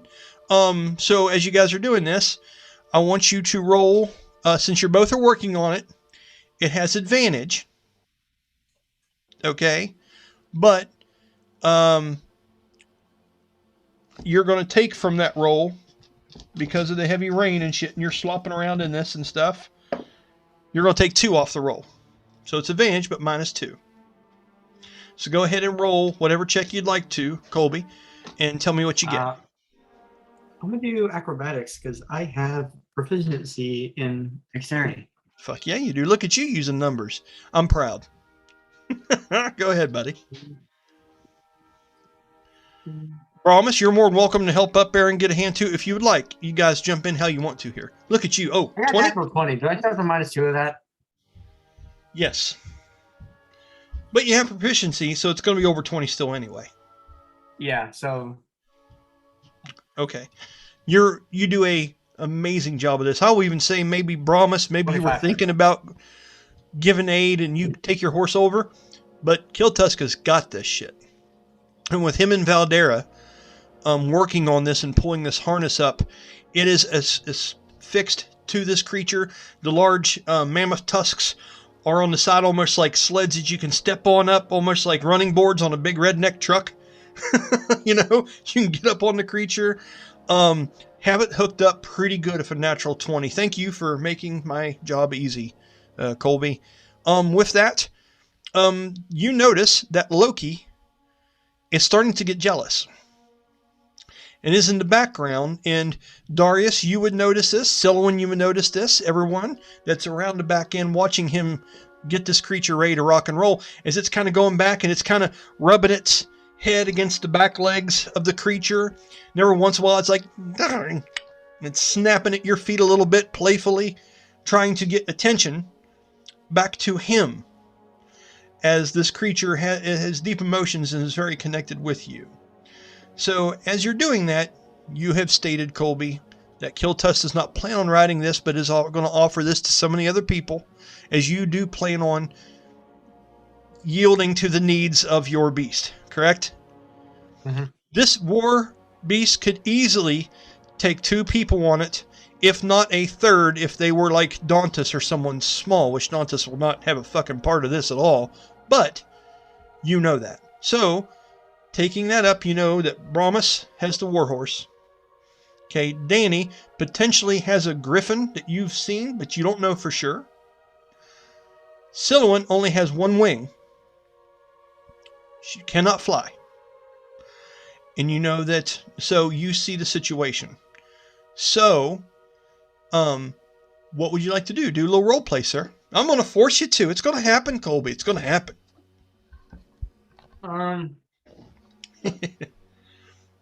So, Darius and Silouan and Valdara and possibly Mass. Okay. The spotlight's on you, sir. Have some fun with it. Yeah, Go ahead. I'm trying to think. Okay. I have the saddle fully on, right? Now, right? Oh, and 20. You fucking knocked it out of the park, sir. We Okay. established that. Okay. Where were you?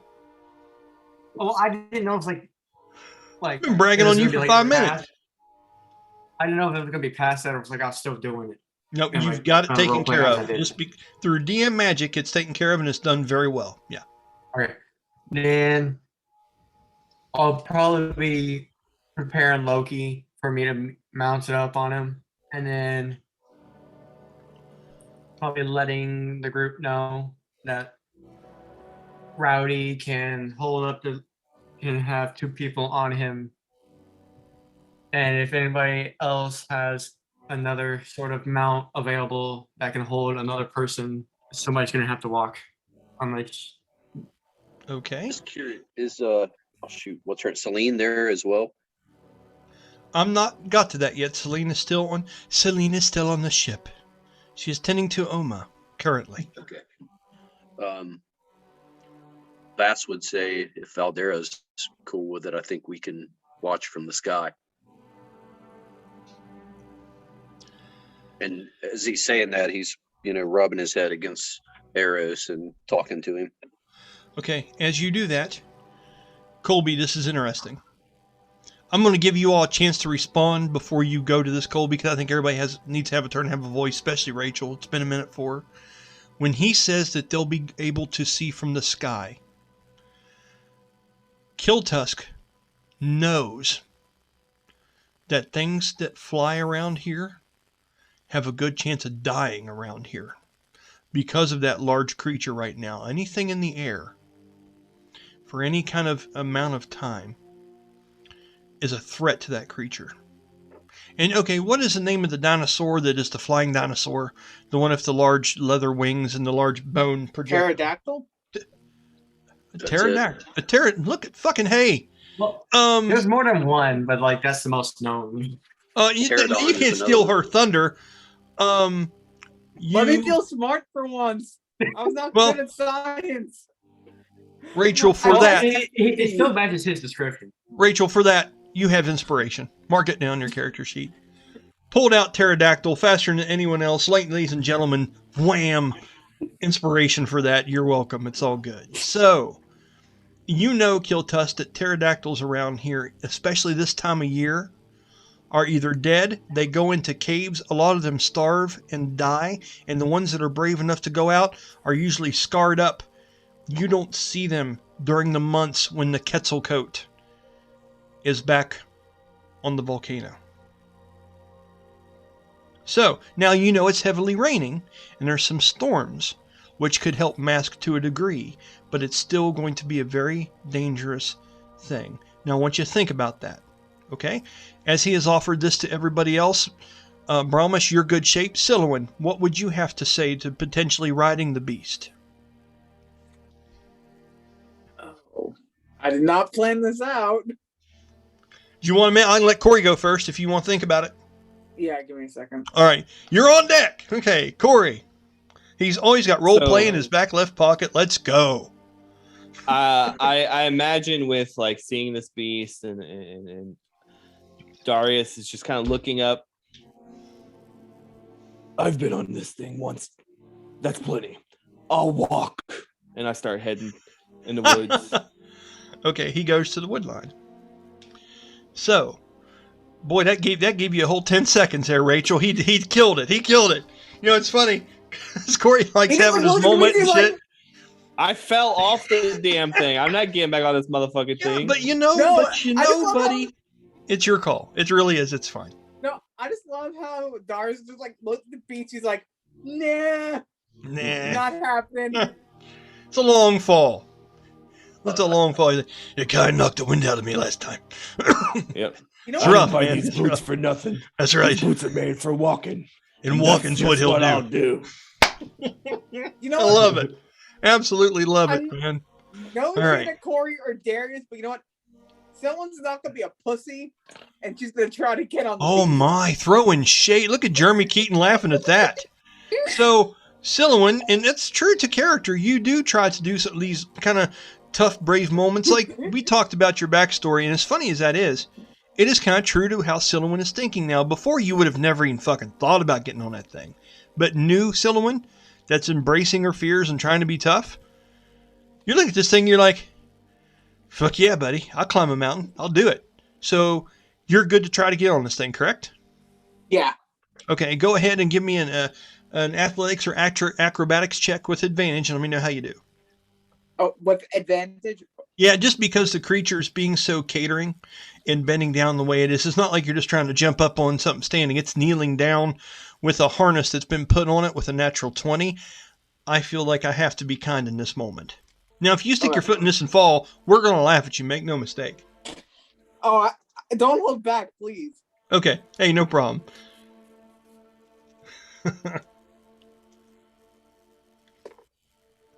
I hear dice rolling. 14. 14 gets you up there. Hey, right on. Okay. So,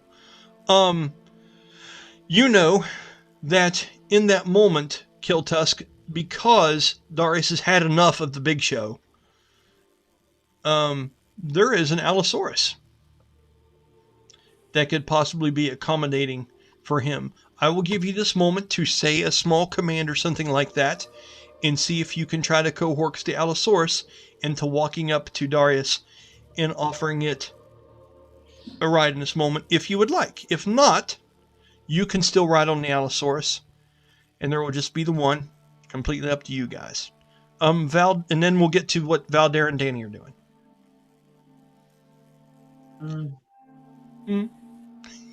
I'll probably I'll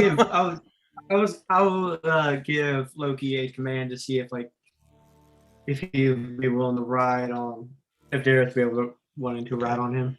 Roll a check, and whatever that check is that helps you communicate with the beast. I don't think it's animal handling when it comes to you giving out straight commands. There's something in your character where it's a wisdom check. It's decent, correct? You have proficiency on it, and you also had skill points on it.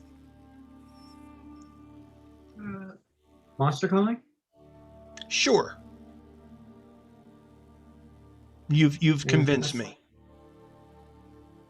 And that's not the only one I can think of, I know of. Really. Let's go ahead and just... other than animal handling. All right, go ahead. Roll it up, see what you get, boss. Excuse me. Persuasion or response to deception. Persuasion.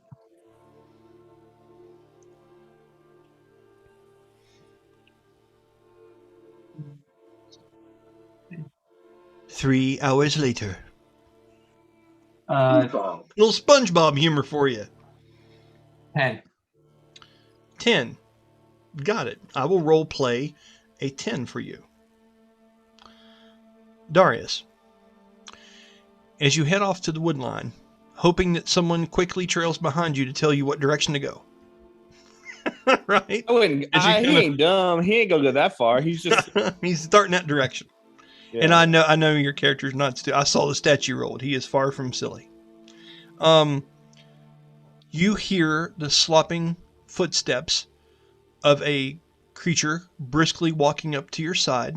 As you would notice, the flamboyantly colored and feathered around the neck allosaurus steed of Killtusk. And it walks up along your side, and it walks up beside you and stops. And sticks his head up in the air and doesn't look at you. Its eyes are big and looking offside its head. It just looks around like this. And just, ha! And it's kind of looking left and right.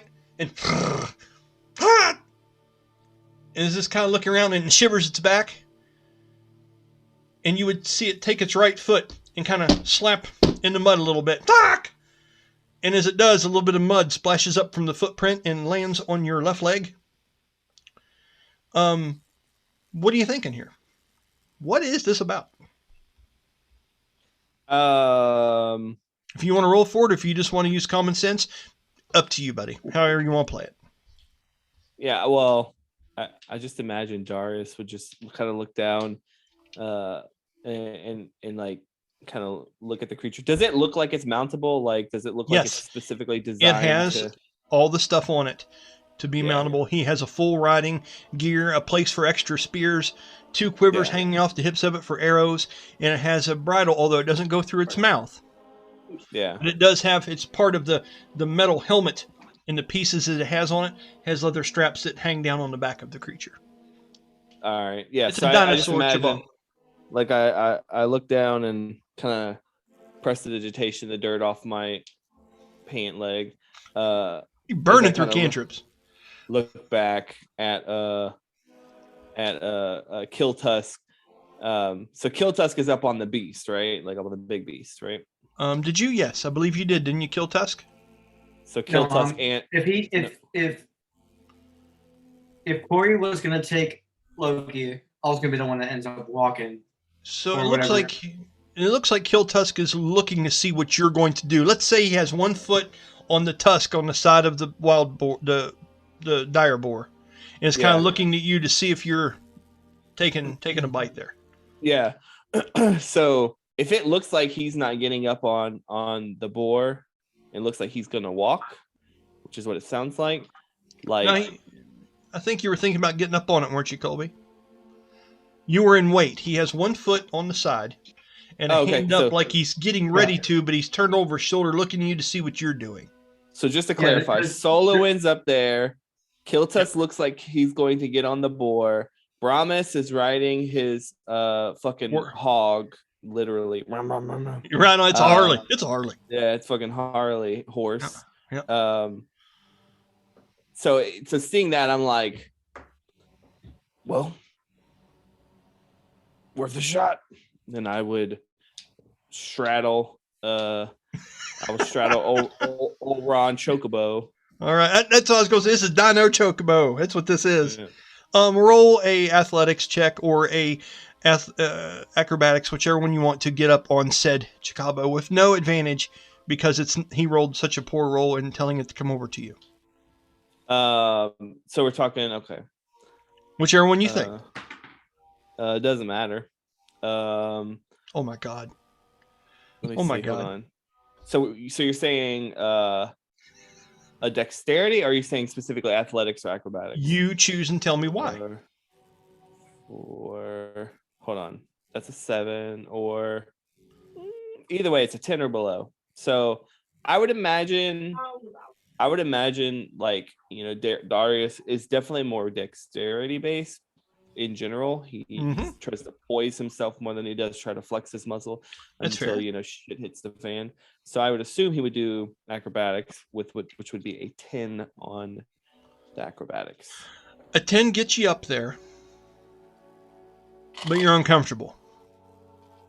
I just imagine he like slides off the back a little, like, oh. Yeah. And when when you do that and it gets on there, it goes back quickly, which kind of makes you feel like you're going to lose your ass as it goes back around and stands back behind the boar as if it's getting in line to see where the larger creature leads them, just out of instinct, and goes to the back right side of Rowdy, the dire boar, and it waits with its head still up. And these eyes, they don't ever look at you. They're always looking out for everything else. This thing's actions move quick like a bird would kind of move. We've seen them all in the movies.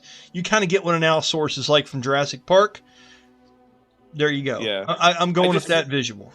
I imagine like the whole vibe of what you see these fucking, I think it's Australians or whatever that ride ostriches. Yes. See those ostriches? That's what I imagine happened. Like he goes to get on the butt of this thing, he just slides off and he's like, motherfucker. That is beautiful. As it stops, he finally kind of goes, okay. Fuck. That's fantastic. Okay, so with that, Colby, you have decided that you are going to get up on top of Rowdy, correct? And do you want to be in front or behind of Silhouette? Silhouette is, I'm going to say, pushed up to the front because she doesn't know any better. Which way would you want to get on this creature? You're probably going to want to be in the front to steer, but that's up for you to communicate. I was thinking of being into the front, especially knowing that, especially that I also know this creature as well. Also know Rowdy as well. Okay, so what are you saying to Silhouette in this moment? As she's in the front, saying to her stature and her face say, without saying words, I'm no pussy. She is sitting on the front of this thing with her hands on the harness, looking out like she's posing for a Norman Rockwell painting of a superhero. She is ready to rock and roll, wyvern helmet pulled down, wind blowing her long golden hair in the distance, but she's where you need to be. What are you saying?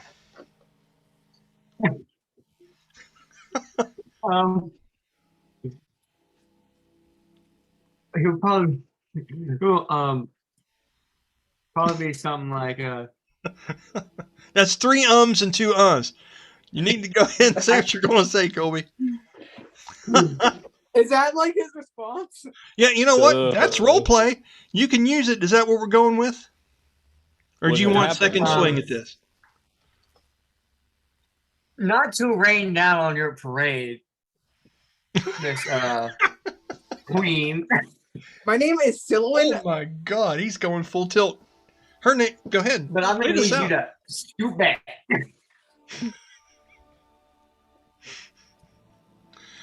Silhouette? Wait, what did he say? I don't know if I cut him off. He does not mean to rain on your parade. And this is a tribal guy from the Crescent Cradle of Tenocian. He does not mean to rain on your parade, but you are going to have to scoot on back. He said, back that ass up. Back it up. She looks at him and... Oh, D&D. She's like, I got this. I don't. Just tell me what to do. I don't. Oh, nice. She's can't- not moving. She's not moving. Okay, so what do you do, Killtusk? For the instance, let's do this. Let's do opposing persuasion checks. Oh, Right now, God. strongest one wins. Oh Lord. Because the DM says so. Roll it and we'll let the dice tell the tale. Don't lie about what you rolled. Oh, he got a 1. Look at him. He about lost his glasses. No, I I got got, a a 7. 3. Thank you very much. I got a 7. She got a 7. What did you get, Colby? A 3, which is a total of 5. Guess what, Silwyn? This wild boar's yours, dear. You are in charge of this one. Back seat. Back seat, Bast Killian. looks over. No, Bast wait. looks over his shoulder at this fight and he goes, "Are we deciding who drives the damn boar while somebody's dying?" I just look at Killtusk. I'm like, excuse me, sir. You better get him back, or else I'll leave you here behind. Okay. So, Isn't that the same thing? Killtusk is gonna grumble. Good luck with that. kind of. So, this is one of them situations where the dice need to tell the story, and they have. So we can redo this again later on. There will be, I will do some things here where Silwyn, this creature's leading us a certain place. Okay. Killtusk, there will be moments where there could be hazards and things up ahead. If you're able to see them, you can tell her, and after time, just for goodness sake, Silwyn, if it picks up where it may not be the best spot for you and you figure that out in the woods, we can Yeah. make an adjustment then. But for now, I like this. No, That fair? I was only being like that because again, she still has that like air of like confidence, like nothing's Correct. stopping her. So Yeah. Brahmish, you would be loving this. As someone that has tried to get her to be more brave, you are liking this confidence. This works real well. Danny, with that, you and Valdara were getting ready to go to the sky. You see that happening, Killtusk, because you are mounted up on top of the boar, and I need you to be very thoughtful about what he would say. You overhear them saying they're going to take to the sky. What would you like to convey to these two? If you got the words for it, use them. If you're not quite sure, I'll let you roll a check to see how well you convey the dangers. What would you like to say to Bastille as you see them? Go I ahead. was thinking about rolling a check, seeing if like knowing of like what normally happens to things that are flying in the air around this time. Make it If persuasion. The rain, if I'll be able to like do a certain check to see if like the rain will mask it up. Okay.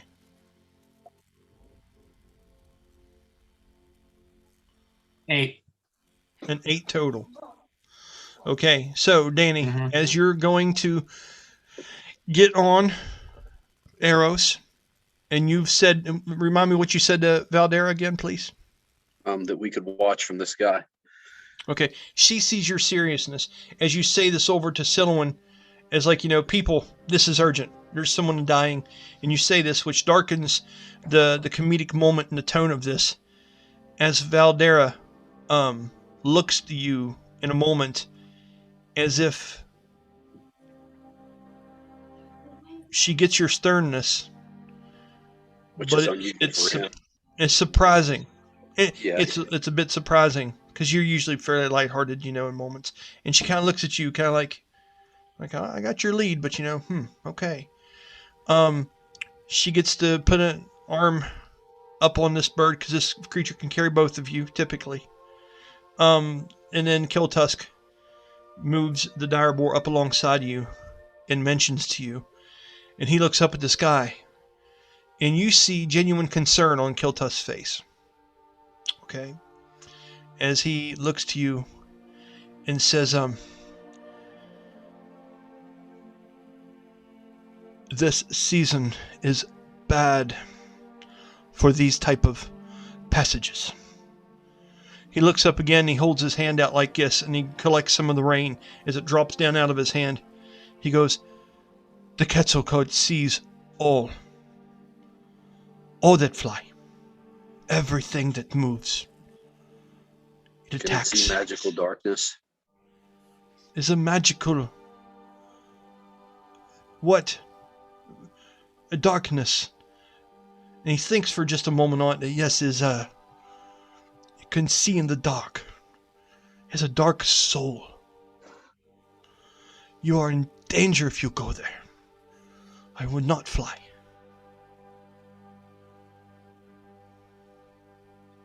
He goes like this, and he takes his hands and he runs across his body like this, as if he's signifying something being attacked.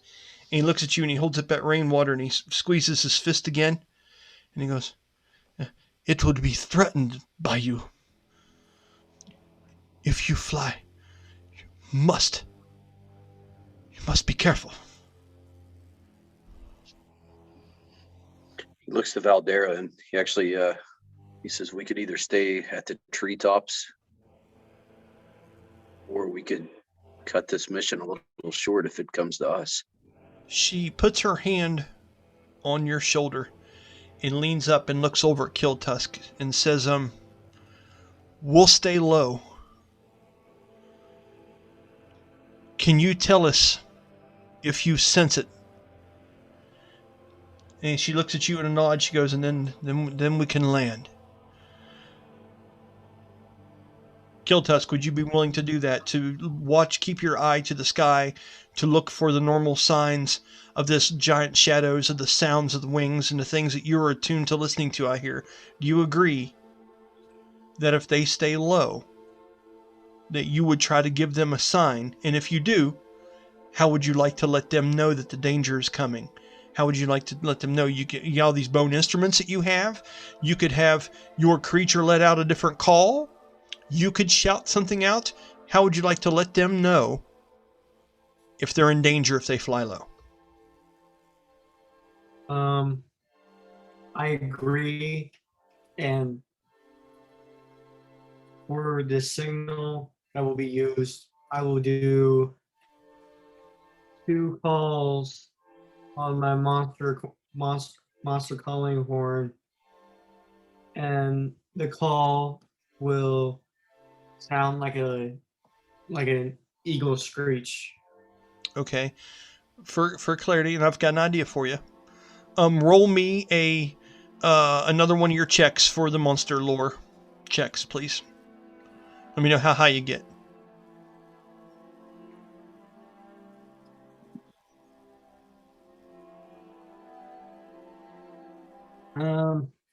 Total of 19. 19's not bad.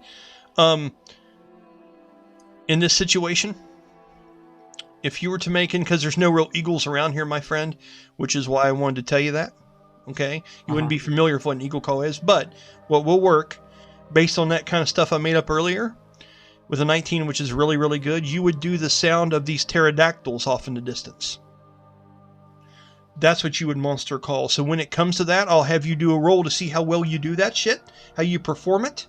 And the better you perform it, the more convincing and the further away you're able to make these pterodactyls sound if that creature does come by and sense that they're here. That's a pretty cool call. And now I'll give you a few moments because they're getting ready to take a break. So if you have a better idea than that, by all means, man, trump card is on. It's you have the wild card. You do what you want to do, boss. But that's just based on our story and what you know lore-wise. That's kind of the same thing here for you. You like that okay? Mm-hmm. Okay, cool. So he offers you something of that nature, Danny. Valdara, I just want to make sure. Yeah.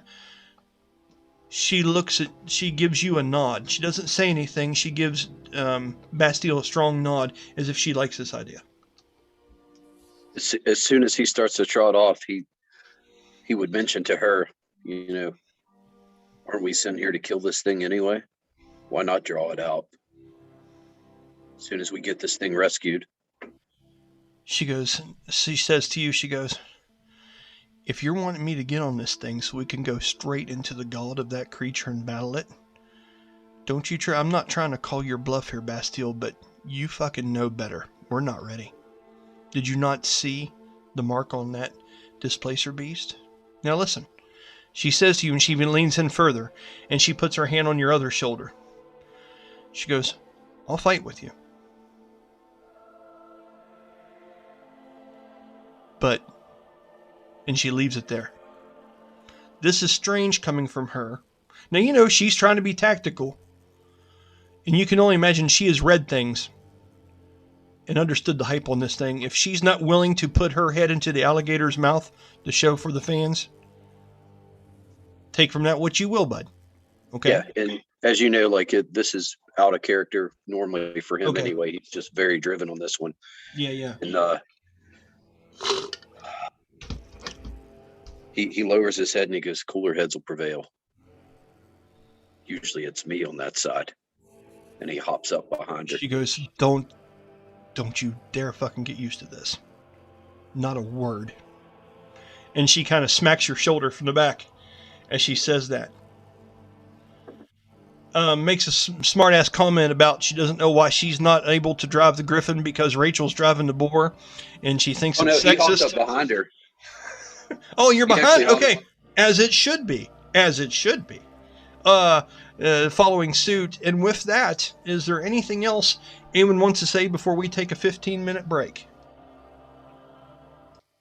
Yup, motherfucker. There it is. Get it. Yeah. Okay. So with that, I'm going to go ahead and pause. We'll talk for 1 minute, and then we will go relieve and refill. Yes, it is. And we're back. So let's talk about the order in which we decide to slosh in the Tempest. That is the Crescent Cradle. We know the boar, Rowdy, the dire boar, is going first. Led bravely by Silhouette, and Silhouette is being guided and helped along the way with Killtusk. So, just for the hell of it, Killtusk, I would like for you to do a check, and the better you roll, and you can tell me what the check would be, and I want you to kind of guide Silhouette through some things, because you've decided in this conversation you were cool with her leading. She seemed like she really wanted to do this. I want to see how well you're able to guide her through it and say things and see how it works on the chemistry between your two characters here. So what kind of check would you like to roll to see how well you're able to teach her and guide her in the leading of Rowdy? Should I roll for anything at this point, or just stay put? It depends on what he tells you here. Okay. There's a rhyme and reason to this shit, okay? So what are you thinking, Colby? Sure. No, you're good. Thank you. You are muted, boss. Wisdom. Roll. Let's see what happens, buddy.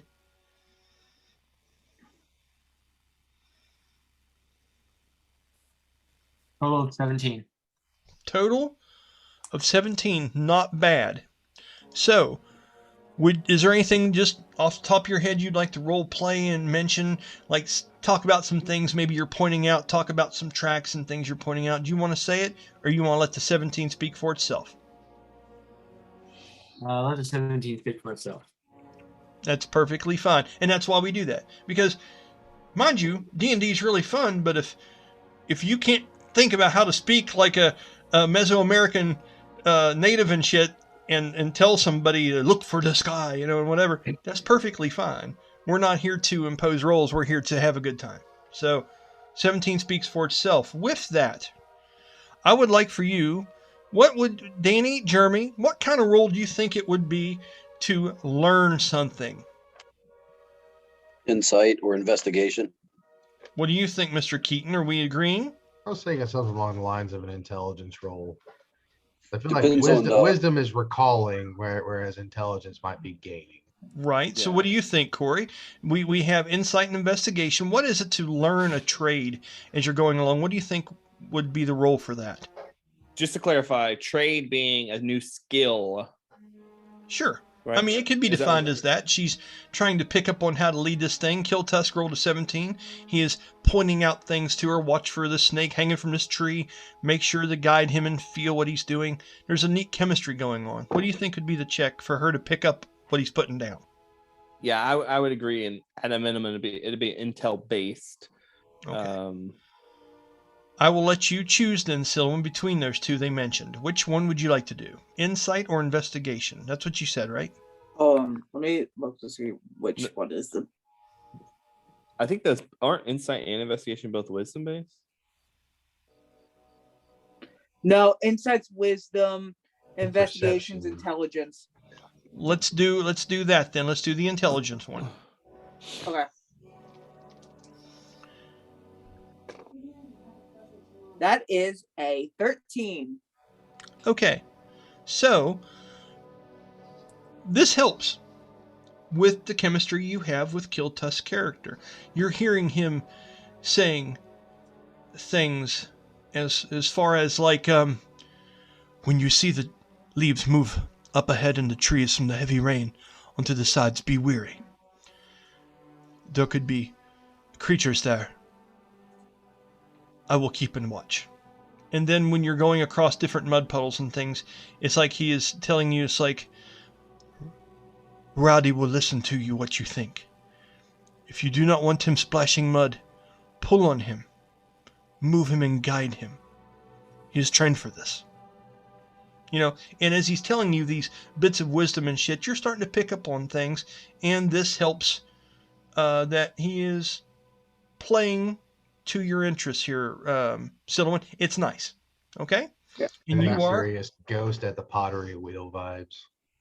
right on. Right. Yeah. Right on.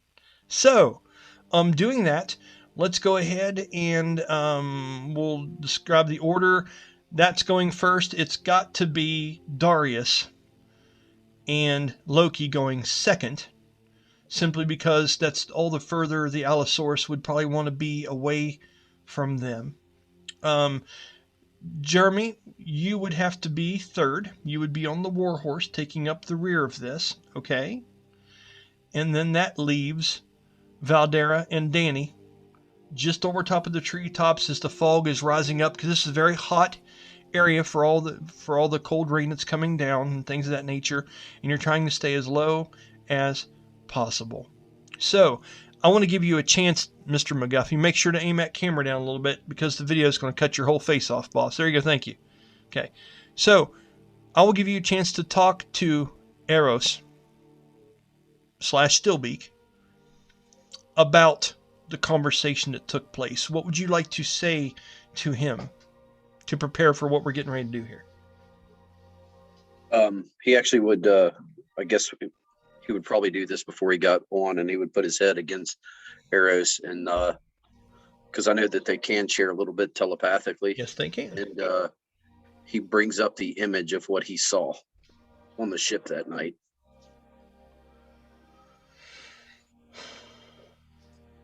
Remind me which one, boss, please. Because he's seen that thing circling over the volcano. Okay. Okay, as you do, Aeros' response, natural 20. He is brave and sounds rejuvenated, as if still working for the avian Blackwing Guard from the city he's once come from. And he speaks militantly. It's almost he is transforming back into that trained steed that doesn't have fear, with a natural 20. And he says to you in that deep, almost royal sounding voice that he has, Aeros would say to you,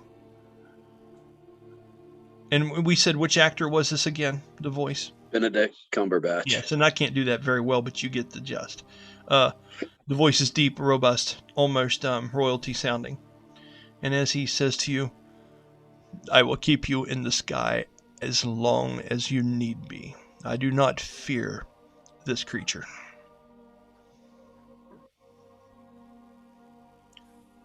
Hold tight. And he gets up, and with that 20, he takes you and Valdara up into the sky, just so far above the tree line as you all have discussed. Okay? So, does anyone have anything they would like to be particularly looking for, or any flavor, before I describe the path and what we're encountering? Anybody have anything at all? As soon as we go up, I cast Spider Climb, so that I can hold on with just my feet and stand if I want. Okay. Just for the hell of it. Now, Spider Climb, as we were talking, Corey, is one of these where there's no dice rolls involved. I want you to roll me a 1d20 or a... Remember, Arcana is the knowledge of spells and being able to do it. And what's the one that we rolled that is the casting of them?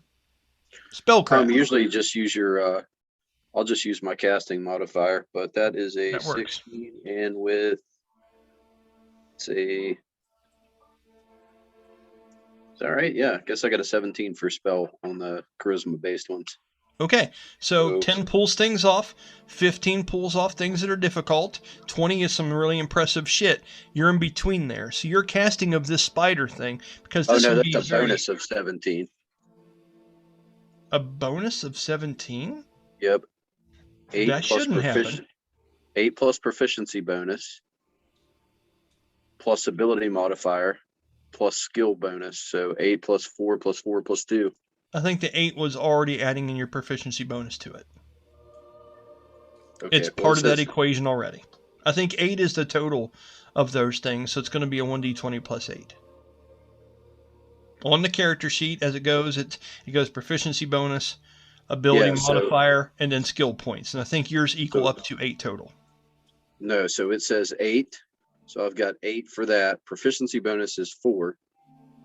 And then ability modifier is, that should be 3 because that's charisma. And then plus 2 for skills that Okay. he's got in it, because he's got 2 in this. Well, I'm going to Skill, tell you so- this. That's wrong. There is no such thing as a 17 bonus to a modifier. Not in anything I've written, not with 25s as your stats, and not a level 30 character.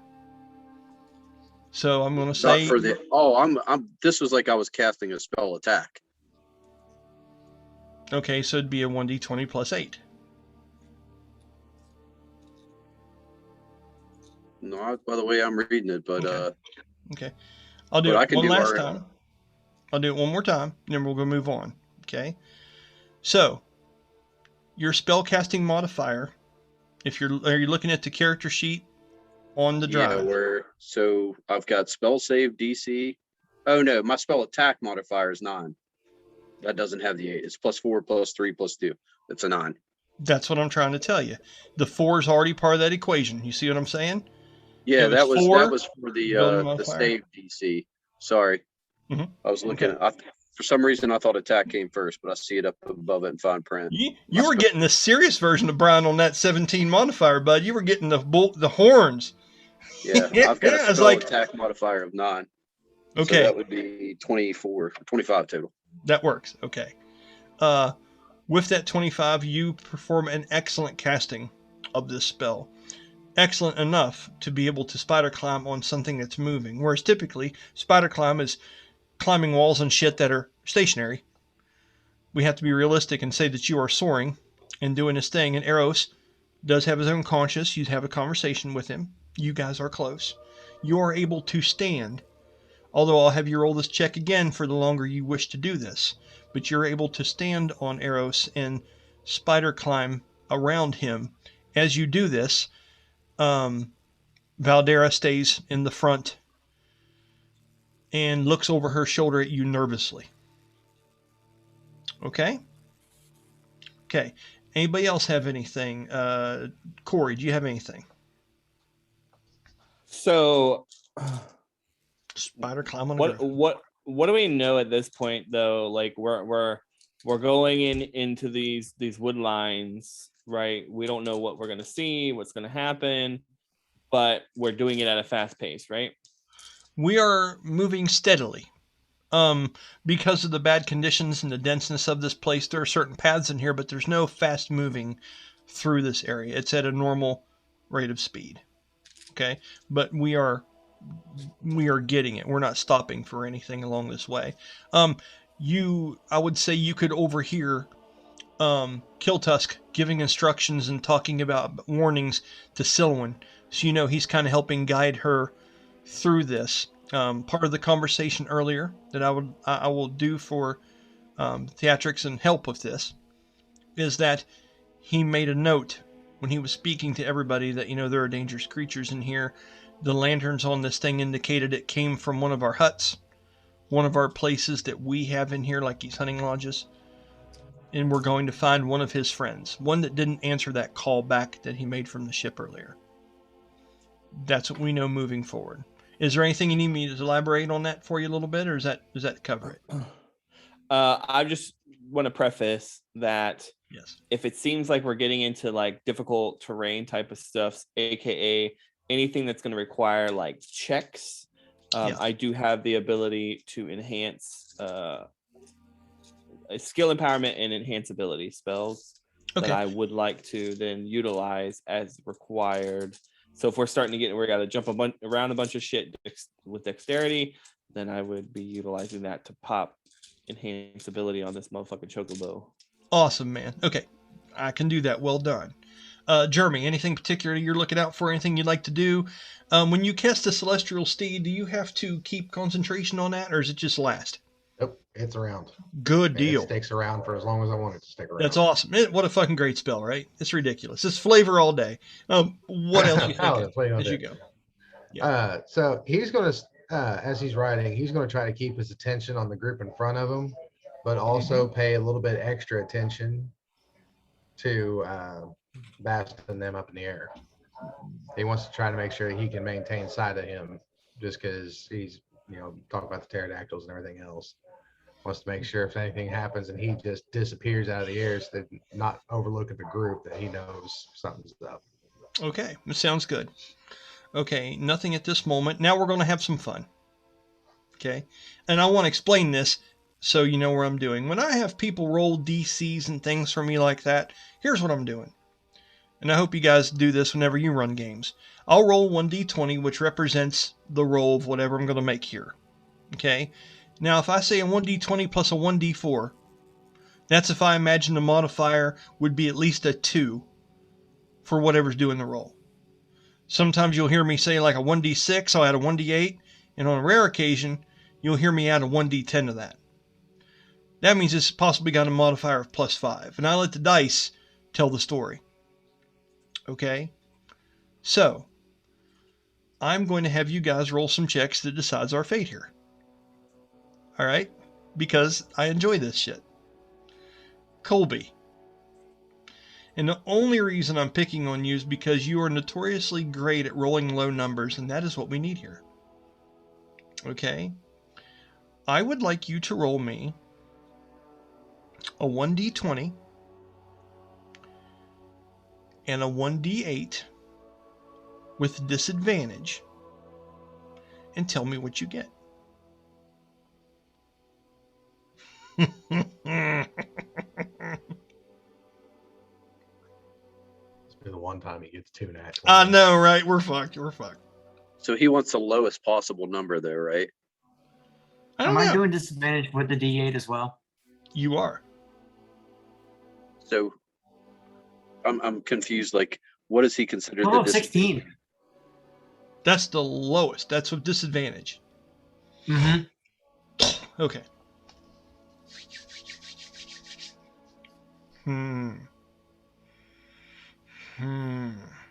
He just wanted to prove Brian wrong. Yeah. Killtusk. Gotta ask you something, buddy. You rolled, what was it again when you were telling Rachel about what you were looking for and things of that nature? What did you roll again when you were coaching her through this? 17. 17. That's what I thought. Okay. And she rolled a 14 to understand you, correct? 13. 13. 13. Okay. Danny. Describe to me the kind of care as you're spider climbing over Aeros. The conversation, he is staying low, staying to the tree line. What kind of roll do you believe Aeros needs to make here to stay concealed because of the threat of the image that you gave him? Stealth. Okay. And this is based on Aeros' stats. Right. Okay. With the rain, there's already been a certain thing added into this dynamic. I would like you to roll a stealth check for Aeros and tell me what you get. We normally give him a 1d4 to his bonuses, so with that is a 16. Okay. As you guys travel for several hours, nothing really seems to be jolting out or things of that nature. Killtusk, you would notice that Rowdy, you understand of conversations that you've had with its rider. you know the signs of when the creature gets nervous, when it can sense things that maybe you can't. And as you are going through and doing this, you feel a heavier heartbeat from in between your legs as you're straddling this creature. You know it's not winded, because Rowdy's much sturdier than that. He is almost like the earth god that certain people worship around here. That is the nickname given to him by its owner. As that happens, you look around. Do me a perception check, please, for Killtusk.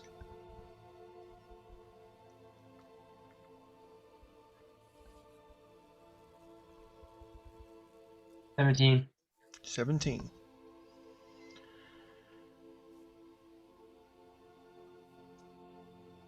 You look around wondering what this is a sign of. And you're not quite able to discern anything. You don't see anything around you that particularly would trigger this. But something seems to be biting or bugging Rowdy. Darius.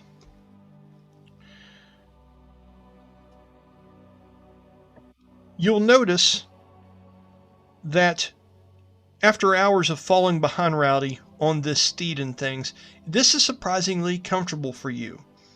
This creature, although quick to jerk, like I said, it has like bird-like instincts, is surprisingly moves its body to contort to move with the rider. So you're as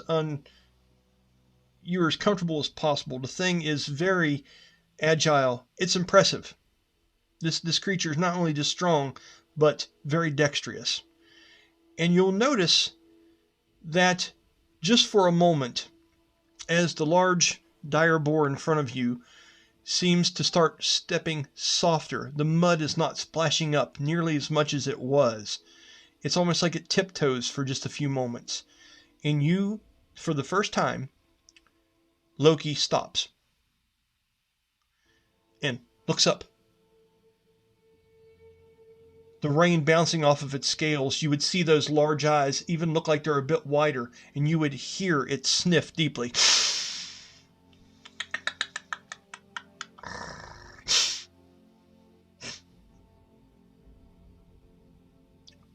What would you like to do in this moment? As when it moves forward again, it does in very slow, measured steps, pacing itself at Rowdy speed. This is an opportunity to maybe do what you want to do if you choose to. So it seems, are you saying that it seems as if it's being defensive or being... It might have detected alerted? something distant. Like that's what you would get from this. Without a check, that's what I would say.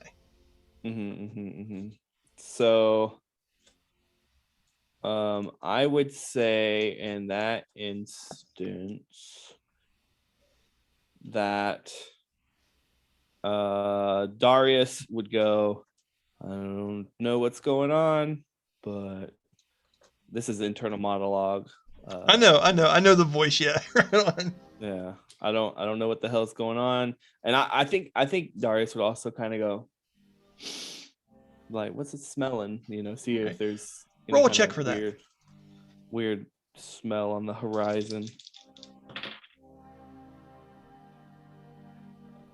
15 on the die plus 19. You would not detect anything from your surroundings, but you would smell heightened testosterone coming from the dire boar in front of you, that musk. It is releasing, and you would see little shivers. Have you ever been close to like a horse, and every once in a while a fly will land on their skin, and you'll see their muscles twitch to kind of shake the fly off? Yeah. They do that quite a bit. You see that kind of shiver come across the backside of Rowdy, although it's not cold. Mm-hmm. That's what you get from that.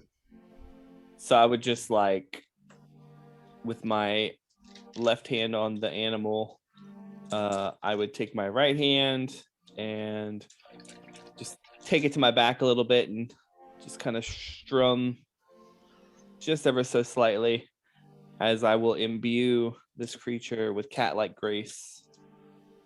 Fucking A, you will. That's awesome. So apparently the way this works for the next hour, it is concentration, but for the next hour, the target has advantage on dexterity checks. It does not take fall damage for 20 foot or less to fall if it isn't incapacitated. What a cool thing to have. That's nice. I imagine because its component is a feather, and I'm like, fuck, I didn't have any feathers. I just pluck a feather off of it real quick. I'm not super heavy on components, but if you can add them in, like the big ones that matter, I would be. But something like this, it's you do it at your own speed. It's cool. Yeah. Okay. But it has feathers, right? Yes. Around the neck, it has plumage of orange, blues, and whites. I would just be like, sorry, bud, I need this. Okay. And I would cast the spell on it. Okay. As that happens, it looks for a minute, it twists its eye around you for a minute, and the lid kind of closes slowly and opens back up again, and it nods, and you hear a little bit of a reptilian purr come from underneath of the parted teeth just a minute as it takes another sniff of the wet air around it, and you all continue forward, noticing even less resistance on your hips and legs from the creature that strides forth. Danny. As you guys are up in the air, I need you to do me a perception check.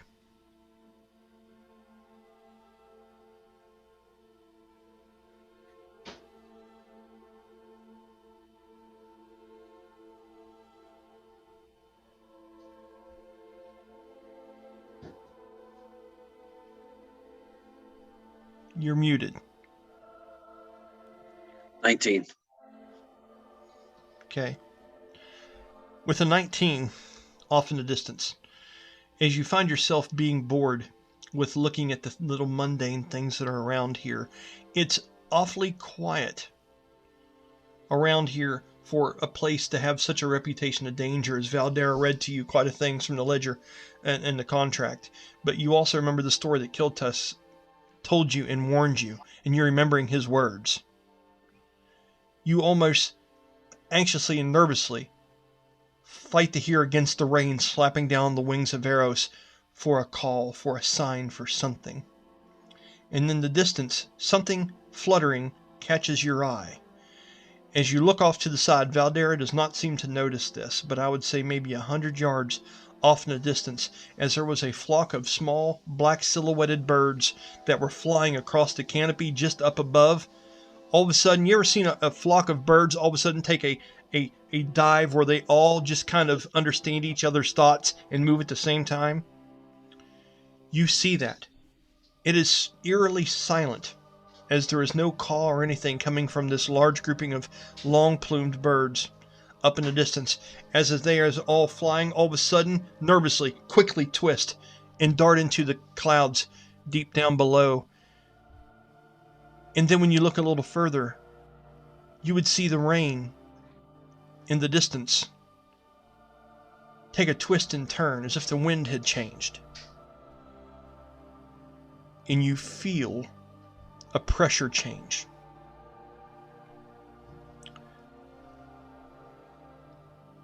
As you strain your eyes to look a little bit further, it slowly comes into view, as there are mountains and volcanoes on the islands in the distance. With a 17, you are barely able to see past the edge, even with your elven vision, okay? But into the distance, you can see a morphed shape of something that is breaking against the rain and through the clouds in a dark gray hue. And a chill goes down your spine. Whatever this is reality shaping. I'll use, for him it's angelic sight, but it's devil sight as far as the D&D, the way it's written up. So it's basically like true sight and see through true darkness, all that. Okay. The darkness would not be an issue for you. It would be the rain. in the clouds.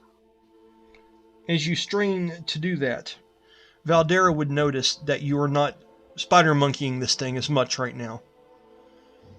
And she would look over to you and look up at you for just a moment. If she's seen him before, his eyes actually look like runes when he does it. Yeah, that's true. That's true.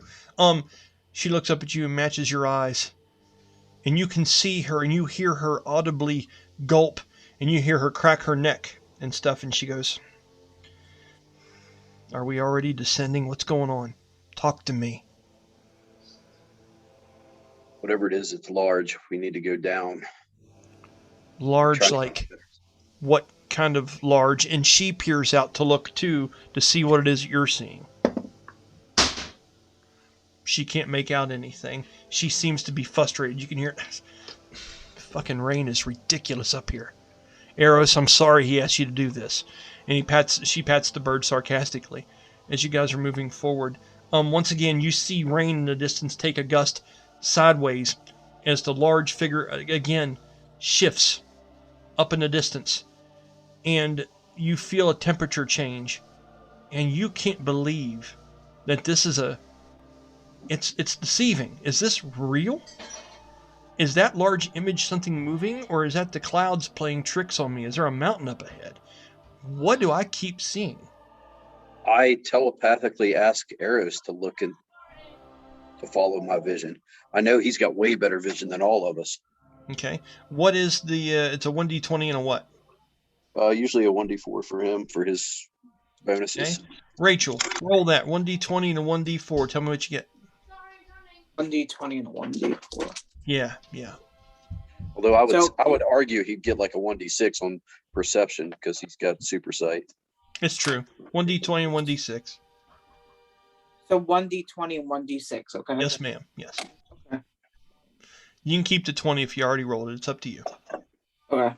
So I rolled an 18 for the 20.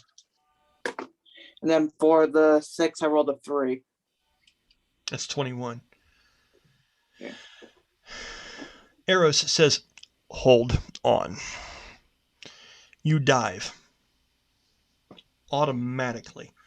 Up above you, Brahmas, Darius, all you guys, you see and hear the wind and the tree branches being smacked as Aeros descends rapidly and immediately.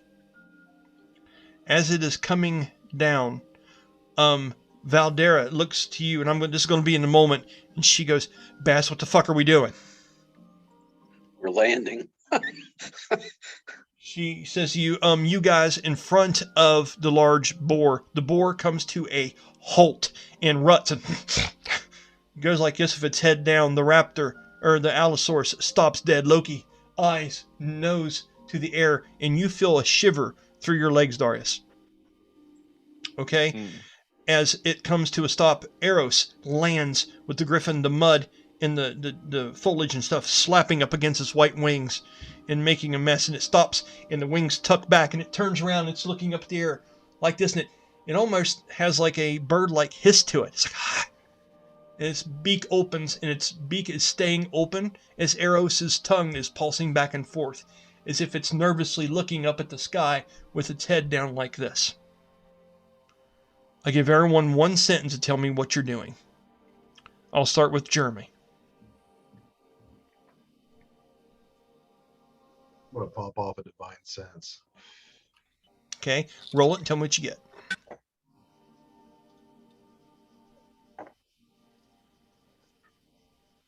Or tell me what I need to tell you. Yeah, it's just detect, or basically just detect good and evil. Okay, so here's an instance where this has no roll typically.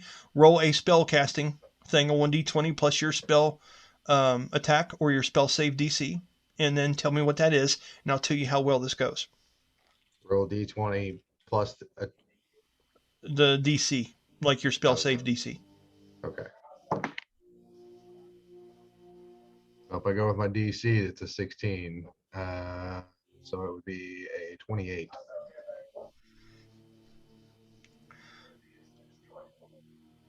Oh no, I'm sorry. The bonus to your spell. Remember, we only do the bonus. We don't do an 8+. We do a 1d20. So whatever your bonus is to your spell save DC. Yeah, spell save DC 8 + 4 + 4. It's 4 and 4. Yeah. That'd be 8. Because the 8 was for the spell attack modifiers 8. Yeah. okay. That's what it is then. So it's 8 so plus that your was d20. that would be a 12 plus an 8, so dirty 20. 20. 20. Okay. That's right. The die roll replaces the 8. Yes. Yeah. Got you, but it's okay. Hey, it's D&D. It's not perfect, right? So, but you guys understand the mechanics. Everybody understand what I'm getting at there? Mhm.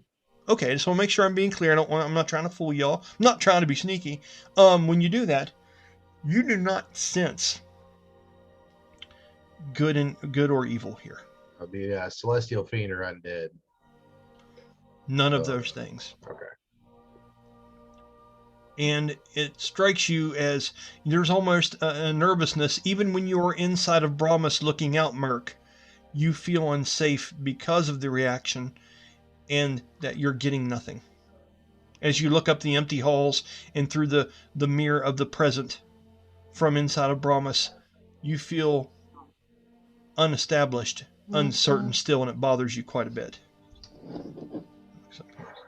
Okay, so with that, Danny, one sentence, one thing. What are you doing? He'd say Quetzal coat. Okay, well done. Well use of it. Darius, you'd be up in the front, or right behind Rowdy. What is your reaction to this?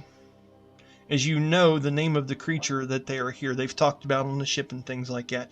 He says this in a strong, low tone.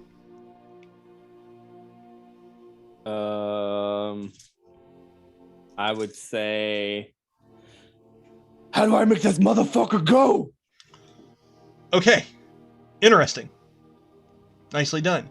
As he says that, do you yell this? Yeah. Mm-hmm. Okay. Because if I'm feeling this thing underneath me getting all freaked out, I'm smelling the boar fucking jizz in my face. Apparently, it's testosterone. I want nothing more than, I mean, we know that this creature is murderous, that there's no fighting it at this point currently, that it's get the fuck out of Dodge. Gotcha. So it's fight or flight right now, and you're flighting. Yeah. I got you. Colby, you hear that. This is a time where you're either going to react how you want to differently. This is a time for you to try that call to get this thing to think that it's shit somewhere else, or something else that maybe you've came up with in the last few moments. Tell me what it is you're doing in this moment. And you are muted. Do I have the ability to look through Loki's eyes? You do. You would have to trance out for just a moment, but you can do that, yes. He's literally looking at the ass of Rowdy, but if you would like him to, it's fine. I was about to say, you see me going, how do you work? Tell me how you work. Well, I didn't know if he was still like looking up at the sky, trying to figure out what. He's looking all around, but you really wouldn't know. You know. Okay. That's so great, Corey. Somebody's got a camcorder turned around looking at his face. It's like the Blair Witch Project, the end where you just hear it's the camera shaking and shit. Where's the gas pedal? Yeah, right. So, once again, Colby, what do you do?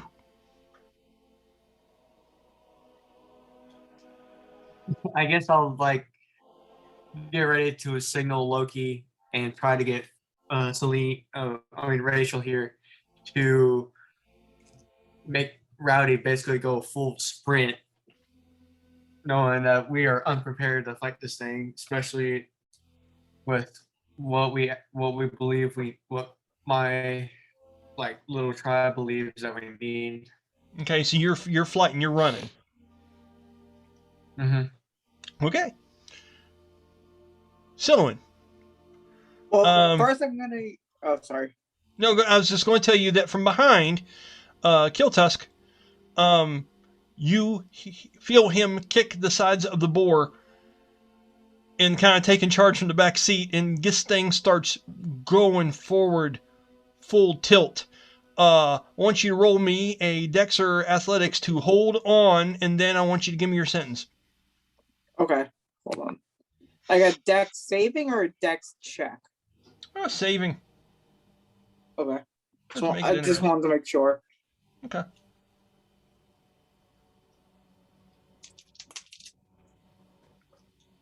Ooh, I rolled a 12. Great. Plus bonuses. You fall, I ain't paying you back up.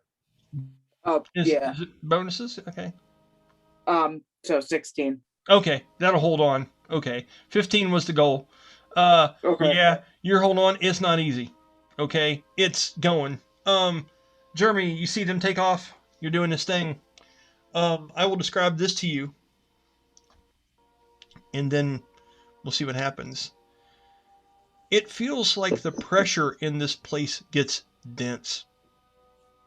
Now, I'm going to roll right now to talk about how the coverage is over top of you guys currently. This is going to be for clouds, and this is also going to be for trees.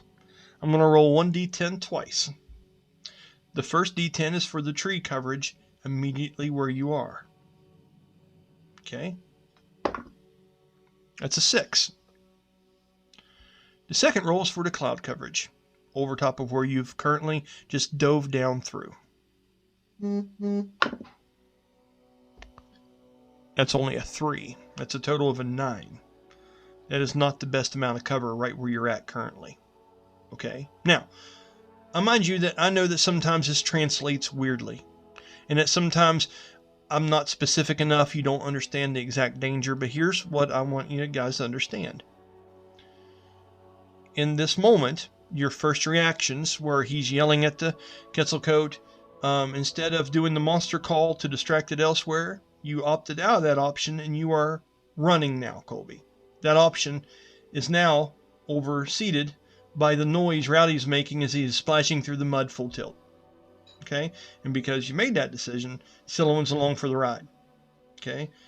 Jeremy is still in the middle of casting spells in this thing, and because of Darius's inexperience on this creature, he has also said something out loud and is trying to get this thing to move forward. Okay? The creature would have had disadvantage, but now it has a standard roll to see if it can locate what was in the air. As you guys are taking off, the sound of the mud and the heavy rain pouring down on you guys is deafening. You can only hear your own breath. Your heartbeats are in your ears right now. Merc, like I said, even inside of Brahmas, you are on pins and needles right now. Okay? As you guys are making your way up through here. There is no terrain and cover as I rolled a natural 3. Up ahead, this is just, unfortunately, you guys have found yourself in somewhat of a semi-clearing at this moment, which is not the best. Okay? As you are stampeding forward, the pressure feels like it gets heavy in here. And as you look out into this clearing, you can see in the distance, and it doesn't seem real. As you're automatically drawn to it, you can see the rain upgust.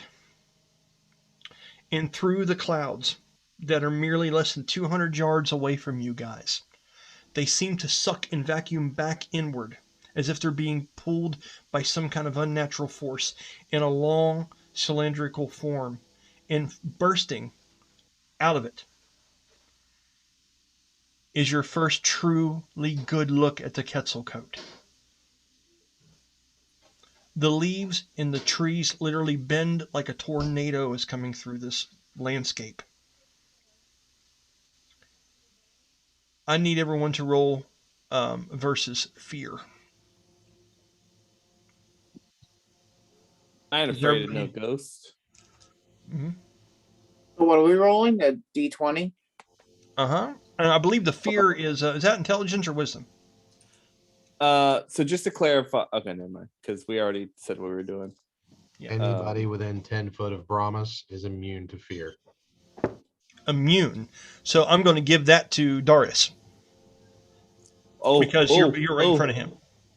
If that's the case, Okay, it is. Wink, wink, hint, hint. Can I use my bardic bullshit dookie hookie boogie? Where's it at? Hold on. Yes, and if you can spell that, I'll give you inspiration.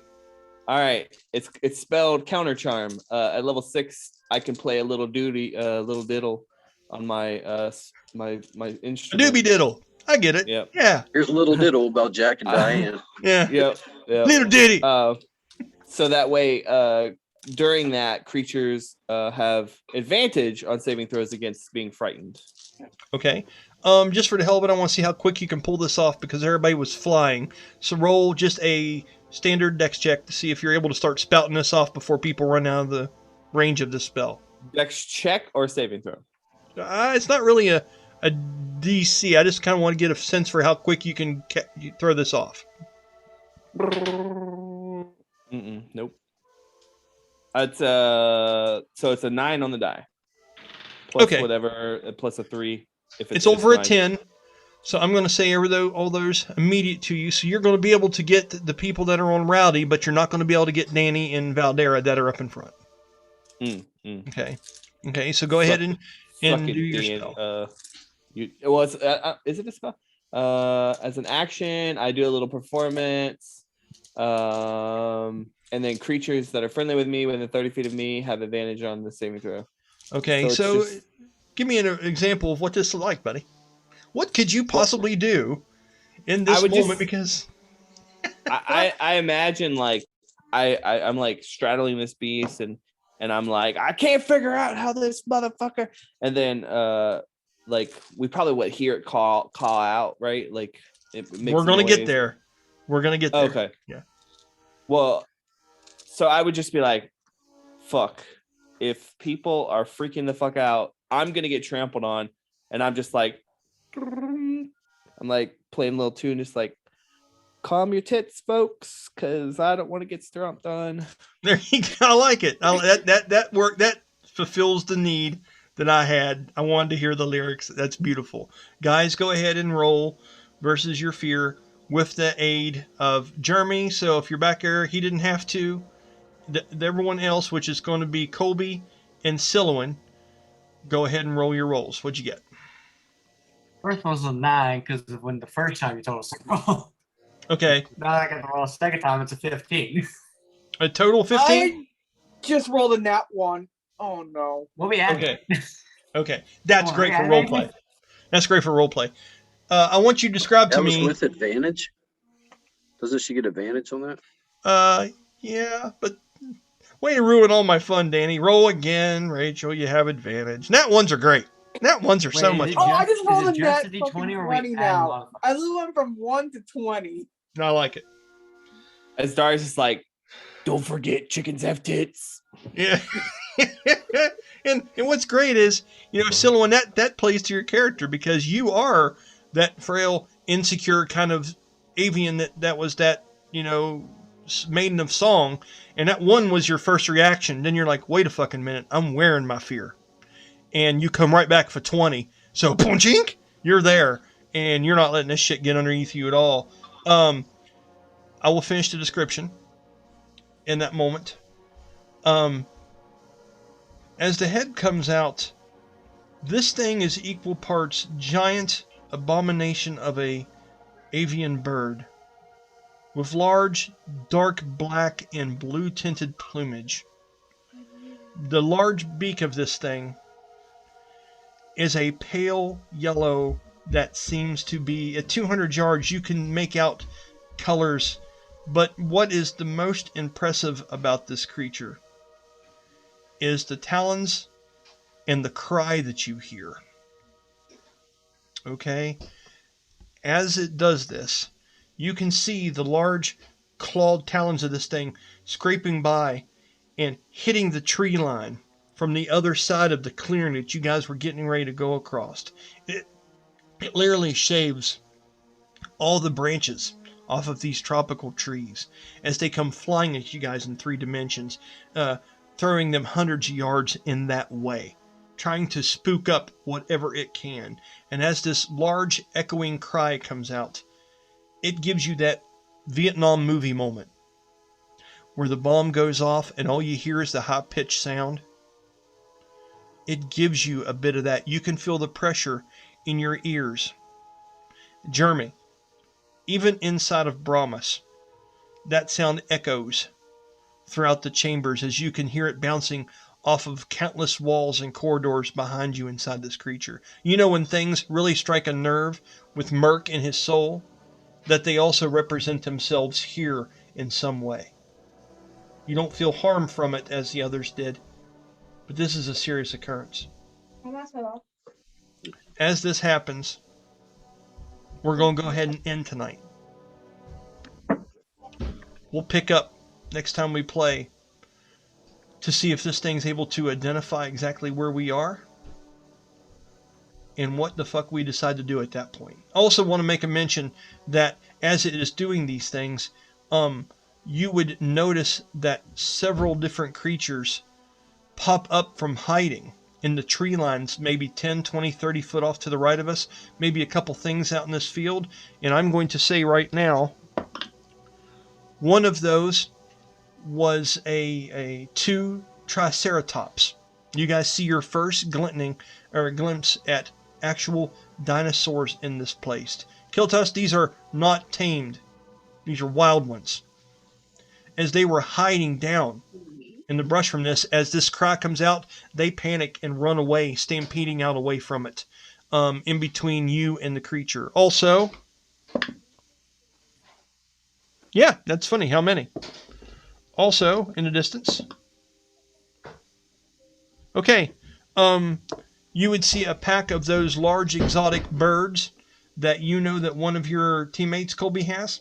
They also pick up and fly out, feathers coming from them look like large tropical toucans that are prehistoric, being about 3-4 foot long in body, take off flying up from the brush as they were trying to hide from this creature as well. Okay? So, you have that moment to think about this. Or a week. How do you react? What do you do? What do you try to find? And I'm saying right now, to say that the width of this thing is a football field is probably pretty close to accurate. The wingspan of this creature. Okay? So, just keep that shit in mind. Okay? Does anyone else have anything? Of course, my dear friends, death before dishonor. Yeah, all right, I know. The checks just worked out that way. And, trying the flying thing and giving it a shot, it gave you a chance. And I did wow. So, having said all that, I'm Brian Kynes, trying not to kill everybody. And we'll hopefully see you guys next Sunday, and we'll figure out what the hell we're going to do next. Take care, everybody.